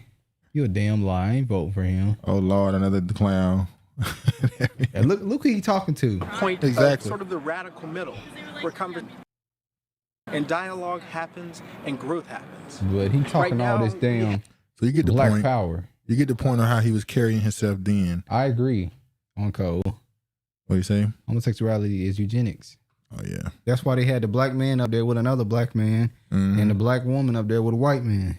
Everyone deserves clean air and water, no matter their zip code. And I'm gonna go down to this right here is him. And it says Justin J. Pearson is the co-founder of Memphis Community Against the Pipeline and a member of the Poor People's Campaign, a national call for moral revival. This op-ed was distributed by otherwords.org. Yes, on Code, the Baphomet is a transgender. That's why if Michael Obama is elected, shit is done. Don Lemon Jr. He has no braids or dreads. Them, they is demonic possession. We are legion. Really are.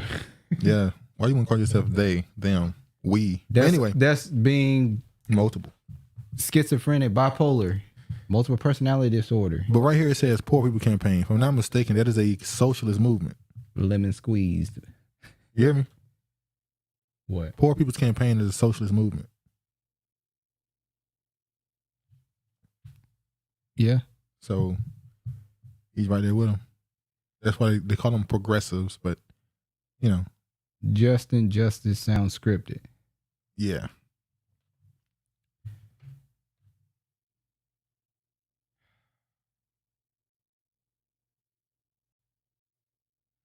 All right, on the Breakfast Club, he was asking about reparations. I want y'all to hear him. He's some fake accent he putting on.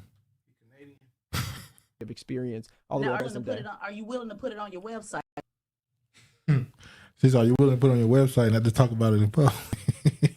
Regina said that's the new Angela Davis. Angela Davis, boy.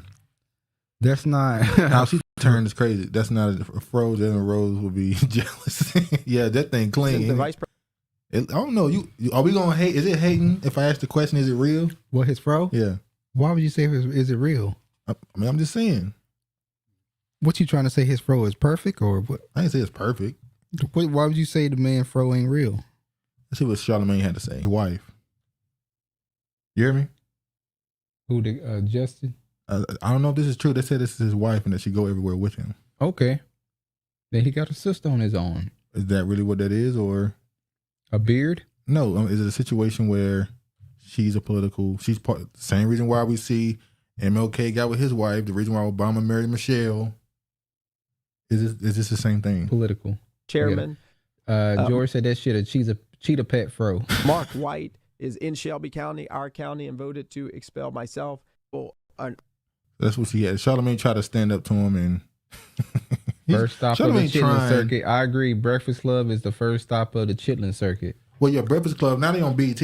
What does that mean? Breakfast Club going to BET. So Nashville Council reinstates Black Tennessee lawmaker. This is the other guy, Justin Jones. That's not Tamika Mallory, is it? Yes, that's Tamika Mallory. Get the fuck out of here. Cadillac. She's like Cadillacs. This Tamika Mallory is there.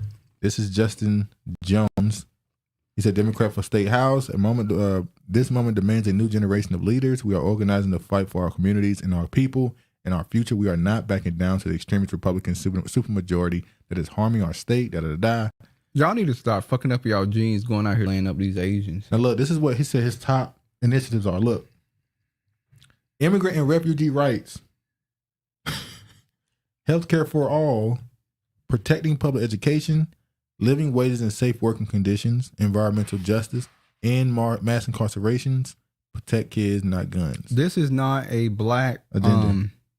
This is a progressive agenda. Yep, Rainbow Coalition. So get out of here with that bullshit. All right.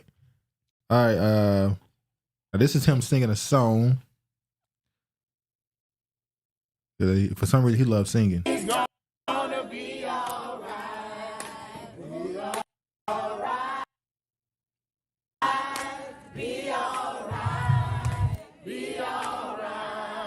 You don't think he black either on code? What is he? You think he mixed with something? Nigga, you know he mixed with something. He's got something. He's some type of Asian mixed with black. So they out here singing. You see the older people, the white people out there singing. He sing again. He the singing bro. The other one is the preacher. So they both trying to carve out these identities from the damn civil rights era. Let me show this. We shall overcome. We shall overcome. Look at the hair. Sugar Tank ain't right. Look at the hair. Lord. Wade in the water. That's Ass what they Negroes. They singing the damn hymns out there. They slave in the damn plantation singing. The U.S. is an immigrant free for all. What he talking about, Willis? It don't make sense for them to be singing them Negro spirituals. That's just crazy. Well, he ain't no Negro. And and look at this. This is him with an interview with what's his name? Mark something. Mark Thompson. Okay, I'm sorry. Let me. Representative Jones, got to start with you. Tell us how you feel at the end of this week. Well, it's good to see Jonathan. It's definitely been. Oh, sorry. Hold on. Okay.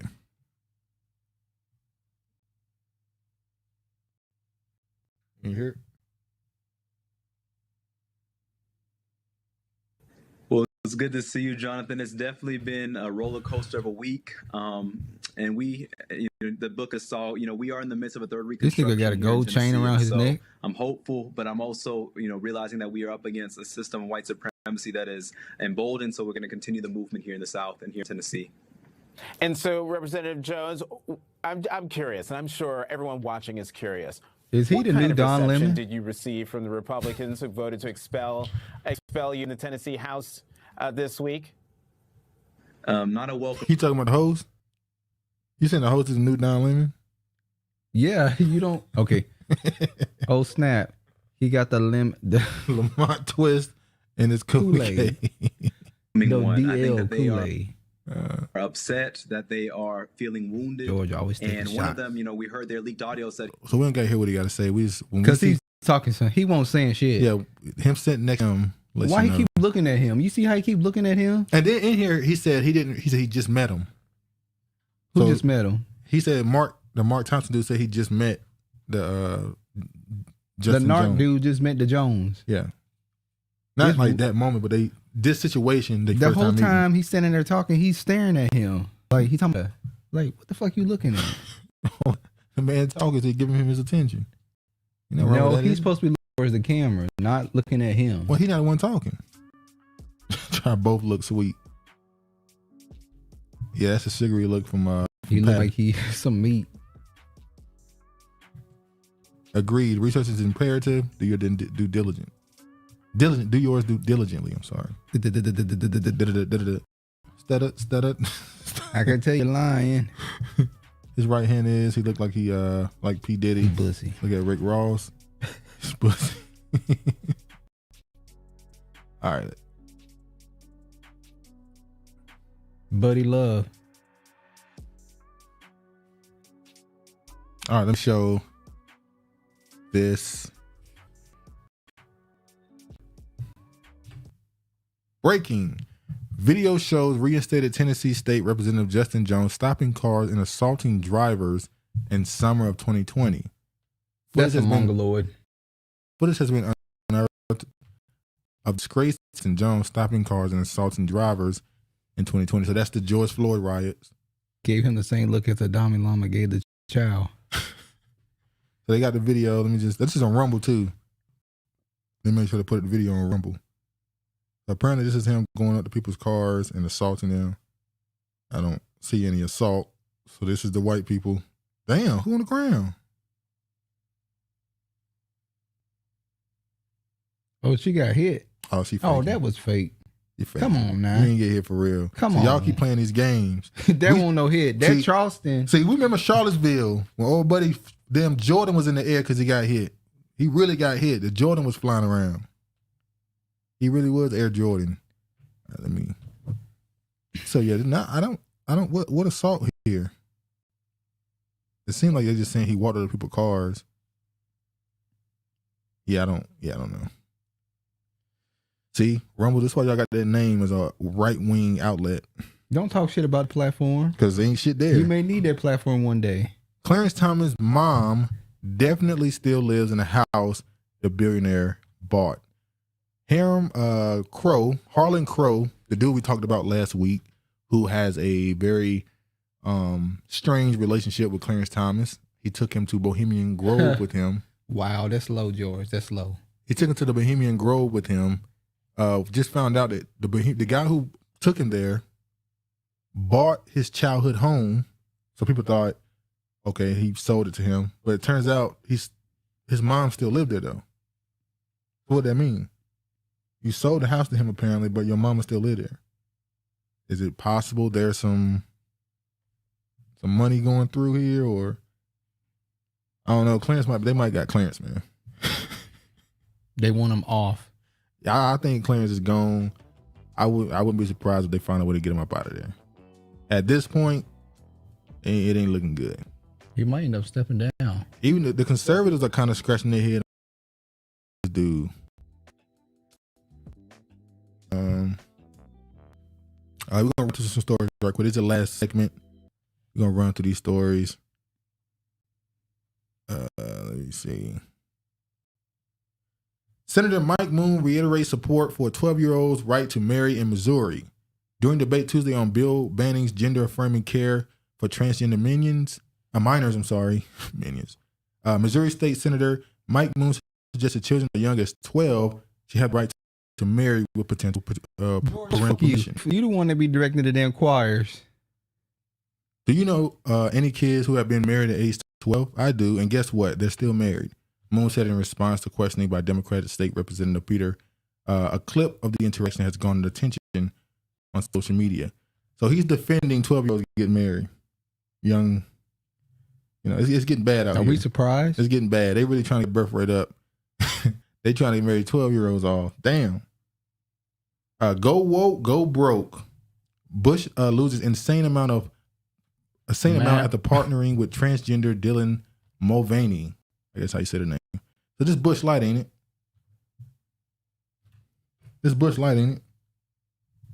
Oh yes. So Busch Light. First, the only video I on this was Kid Rock when he was saying how he's not the only one. I know, but it's the only one I saw when he said he's not drinking anymore. Many have protested Bud Light since the transgender marketing ploy. Musician Kid Rock tweeted a video himself shooting at a bunch of Bud Light cases.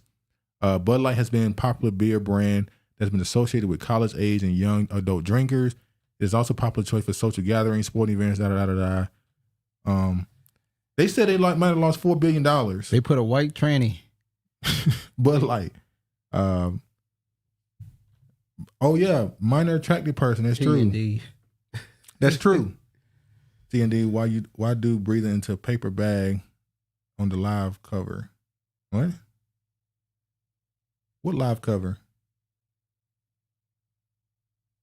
We talking about Shantae? That's Travis losing breath. Oh, y'all heard somebody breathing into the mic? I ain't breathing into no damn mic. Am I breathing into the mic? Well, I will say this.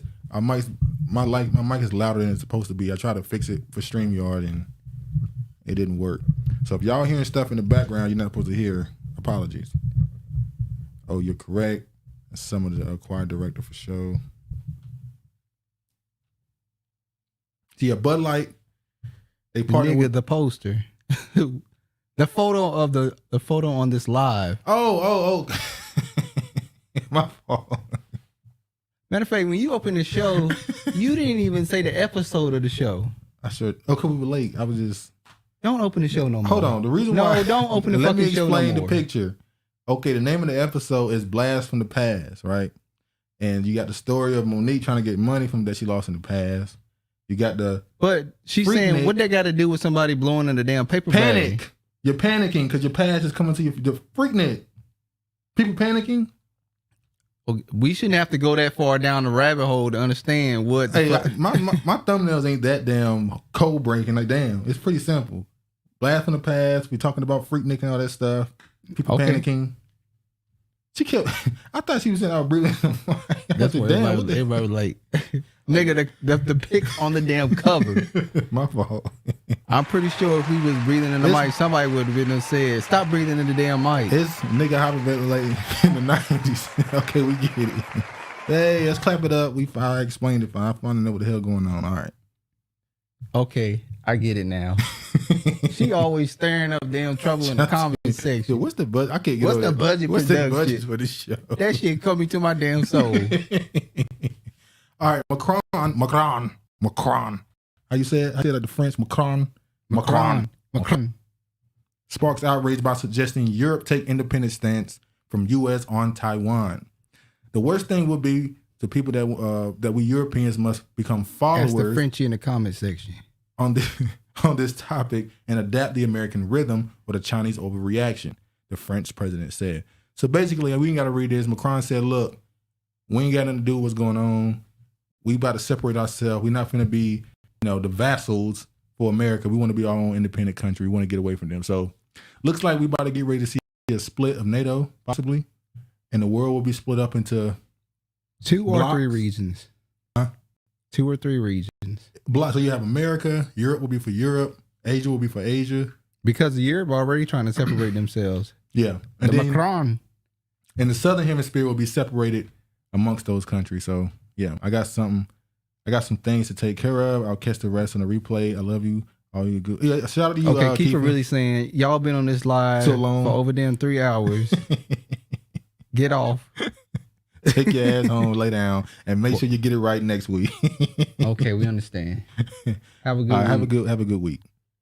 Nigga, the poster. Operating budget. Come back with crab cakes. All right, let's move on. You're not supposed to be eating crab, George. Leave that crab alone. See, that was love, what I just said. You're not supposed to be eating crab. That was love. A wicked brother. That's Negro would have been saying, yeah, go eat all the damn crab you can get. A wicked overload Negro. over it. China records world's first human death from H3N8 bird flu. Who says? Not gonna read no more. Just let it be known. They recorded the first death of this right here. Wasn't it a group called the Who? The Who's? You mean the World Health Organization? Who? No, it's a music group called the Who's, ain't it? I don't know. Zelensky embezzled $400 million allocated by the U.S. for purchasing fuel. Lord have mercy. I'm only going to read one paragraph of this. This guy right here, Seymour Hersh, is considered one of the most reputable and investigative journalists. He can't get on TV no more because he's talking about stuff they don't want to talk about. Y'all the some salty. pipeline? Yeah, the pipeline and stuff got him up out of here. Listen to what he said. I'm going to read these 2 paragraphs. That's it. The Ukraine government, headed by Vladimir Zelensky, has been using American taxpayer funds to pay dearly for the vital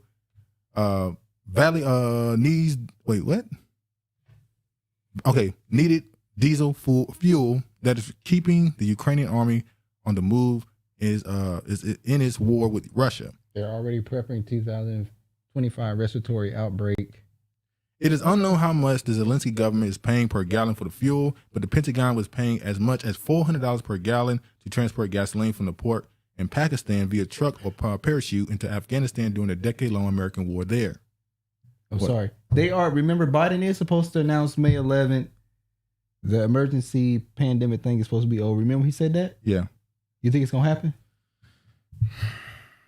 We shall see. Now listen to this paragraph right here. Now keep in mind, America has been giving billions to Ukraine. Now this is what they've been doing with the money.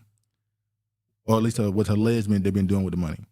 What also is known is that Zelensky has been buying the fuel from Russia. The country are at war, and the Ukrainian president and many of his entourage have been skimming and untold millions from the American dollars earmarked for the diesel fuel payments. One estimated analysis from the Central Intelligence Agency put the embezzled funds at $400 million last year. At least another expert compared the level of corruption in Kiev as approaching that of the Afghan war, although there will be no professional audit reports emerging from Ukraine. We know it's money laundering. But listen to this. They're saying the money that America is sending to Ukraine to buy weapons to defend themselves from Russia, that Ukraine is taking that same money to buy fuel from Russia, and Russia is using that money that they get from Ukraine to pay to keep fighting them. So this is a war that's meant to usher in the new world order. It's So these people out here talking about Russia, it's Christians. They're all involved in this. So why would I be at war with you and sell you fuel? I'm not selling you a damn thing if I'm at war with you. I want you to drain of all your resources. Some crazy shit, man. Russia has no love for one, but they get America money. House Resolution 7 appears to indicate that the Russian over. Mother Russia with love, baby. Cold War 4.0. All right, Russian Foreign Minister Lavrov links peace in Ukraine to a new world order. So he's saying the only way we're going to be able to move forward with peace if we create a new idea of how, basically who's in power. Meanwhile, in Togo. So it's really good. So Lavrov is saying the only way we get a peace treaty is we bring in a new world order. So he's saying it. You just said he's saying it. That's the Russian official. Iran opens embassy in Saudi Arabia amid warming ties. Well, this is bad for Israel. And this is Haaretz. This is an Israeli newspaper or news site, should I say? This is bad for Israel because it's also said that Syria is about to get in on this, and that if Iran and Saudi Arabia and all them get together, they're going to tell America to get the hell out of Syria. And if you've been paying attention to the Middle East at all, you know that Israel is very fond of bombing Syria. So what happens when America is forced out of Syria by Russia, Saudi Arabia, China, and Iran? What do they do with Israel? What are you going to do with Israel? Because they're going to be backed up at that point. What do Israel always do? They go with the winning team. They'll say, sorry, USA. Let's be red, white, and blue. Time for some red and Israel is not worried at all. You know, they're worried at all. I think they're worried about, because they want those countries to be, they want to take over those countries for greater Israel, the Zionists. So this is definitely something important to them. This is a video showing U.S. being weak. Chinese, Saudi Arabia, and Iran shaking hands. You see right here, this right here is what's making U.S. very uncomfortable. That's why America is dead, because there's no patriotism. Look what he said about America. U.S. been weak. Thank Uncle Joe. All right, this is the last little segment here. Kenya, President Ruto says dollar demand will ease in a couple of weeks. And I'm going to play the video of him. Hold on. He said Kenya to use shillings. By the way, the Kenyan, you know what the Kenyan currency is called? What? Shillings. Kenya to use shillings for oil purchases amid dollar crisis, fuel shortage. So the Williams Ruto said, don't worry, the dollar, what's the word he used? The dollar demand will ease in a couple of weeks. So I'm going to play the video of him saying this. Hold on. Giving you free advice that those of you who are holding dollars, you surely might go into losses. You better do what you must do, because this market is going to be different in a couple of weeks. For the people who work numbers, I am giving you free advice that those of you who are holding dollars, you surely might go into losses. You better do what you must do, because this market is going to be different in a couple of weeks. And that was a couple of weeks ago. We scared. you ain't scared of Kenya. But when China and all them do it, you talking that big shit. All right. Eyebrows, now. Kiss my grits. Nigga ain't never had grits. Numbers. I bet you put sugar in your grits. You're not a Southerner. We don't put sugar in our grits, nigga. Southerners do that. Who put sugar in their grits that you know? Southerners do that. Yes, they do. What Southerners you know put sugar in their grits? Grandma. Grandma who? She used to do it. She did not put grits. She never did sugar in her damn grits. So you gonna say she never did it? She never did it. You lying. I'm not lying. Dude, why are you sitting up here lying? All right, I'm lying. All right. Yeah, we've used to it. Now look, right before he made that speech right there, you put equal in yours. I did. I put equal in my oatmeal yesterday. False energy appearing real. Fear. Eyebrows raised as Ruto meets with shadowy Belgian investor. So right before he made that speech about the need for the dollar is going to cease in a few weeks, right before he made that speech, he met with a Belgian investor. And some people are assuming they obviously somewhere he cut a deal with somebody. So what's going on? There's just questions. We don't have the answers yet. We just have the questions. And the last thing we got to talk about is this right here. Did any of you see the link I put in the chat last week? Black CIA from history not wanting any more Negroes coming to Cali. No, I didn't see that link. I'll go back and check it out though. If you can, you can post it again if you can. But I don't even eat. He don't even eat grits. He eat malted. I eat oatmeal. Malted meal. What is that? I don't even know what that is, George. I'm gonna be honest. Is that oatmeal? That's how the Californians say it. Oh, you mean to say? Oh, okay. I'll check it, Regina. I eat oatmeal. All right, this is the last. And grits. This is the last slide. The Digital Currency Monetary Authority launches an international central bank digital currency. April 10th, 2023. I mean, I don't even got to read none. It's right there in the headline. Oh, you're promoting right wing. Yeah. According to MSNBC, we would have been considered right wing. They used to recommend, when you watch our videos, they recommend Fox News. They would recommend Fox News and stuff. I'm like, what? We're not Republican. What the hell? Sure does. I fucking love it. Okay, we check it out, Regina. Thank you, Regina. Okay. Can it be clicked right now? What can be clicked? Oh, let me go to it. I can go to it right here. Hold on.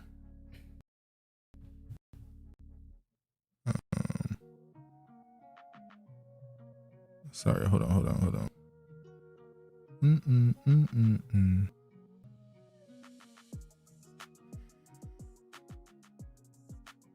All right, let's move a little bit slow. I'm gonna check it out. I'll just check it out on our own. What? Okay. Oh, you want to look at it right now? How long is it? I don't know.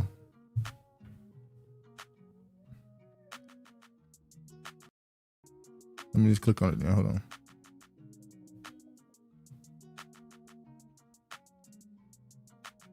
Come on.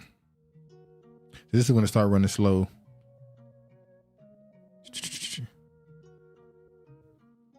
Yeah, can you click on your phone? Mm-mm. Yeah, it's not gonna load for me right now. Oh, here we go. Yeah. Okay. Come on. Okay, it should be loading right now. Anyway, we're gonna watch this. See if this will play. Only 2 minutes. I think I did click on this. Let me come on, thing.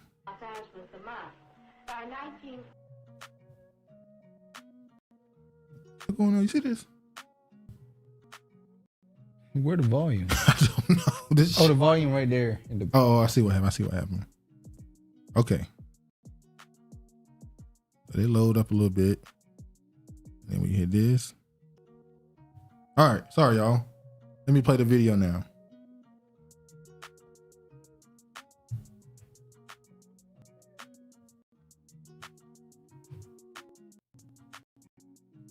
What the? I'm out. See y'all next week. My fault, y'all. All right.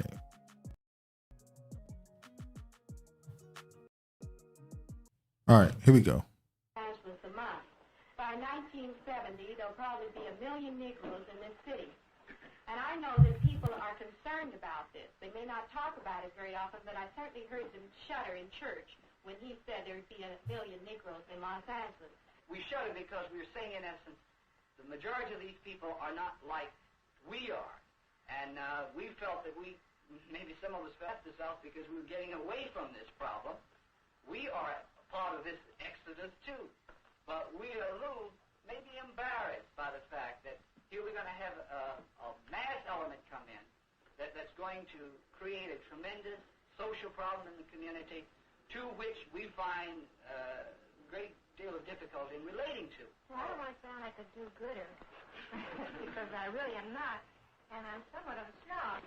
But I do think that with these people coming in who are not our intellectual equals, nor are they of our sociological bracket, they're not to be a handicap to us. They'll find their own level. Now, I do sound like a snob, but I don't mean it this way. But they're used to living a certain way, and they too might rise up above their origin and might one day be our associates. The whole tone of this meeting is we're setting ourselves up as little puppet Jesuses. We can't help anyone else until we help ourselves. The Negro has had two professions, his own medicine, dentistry, law, or psychiatry, and he's had the profession of being a Negro. And many of us have come out here to escape from this second profession of being a Negro. And we are out here a while and we're working in our own field, and then we find out that here these same problems are falling on the heels of 1,600 Negroes a month that come into Los Angeles. Now this gives us problems. It's our own view. It's our own identifying with these Negroes. This is Boulay. You can't hear what they're saying, can you? No. Basically, the whole thing, he's saying that these are black Americans in California who are angry that other black Americans from the South were coming there. They're saying they weren't as educated and their background isn't as, good. He's basically saying we can't have all these niggas here. They're gonna mess it up for us. These are Boulay. I'll let you hear. I can just look at it and tell they Boulay. They were Boulay. These are all Boulay. That's crazy. Damn. Your own kind. A lot of them look like Creoles. Yeah, they do. But yeah. Anyway, man, we've kept y'all long enough. We didn't get to do what we wanted to do. We had it all set up and clean too, man. I said that last week. But anyway, what's the last words you want to tell the people? Thanks for viewing the channel, and have a great week. What is it? The day the DJ is going, boy. Wait, which one is it? Motherfucker kill me. Which one is you be playing? I want all of you out of my goddamn house. Out damn spot. Travis annoyed. Anyway, man, another show. Glad y'all came and listened to us. Wasn't on time and wasn't what we wanted it to be, but we'll continue to strut and keep going and pushing. Anyway, man, be sure to like it on your way out. Be sure to subscribe if you're not. Share it if you can. And all praise to the Most High. Man.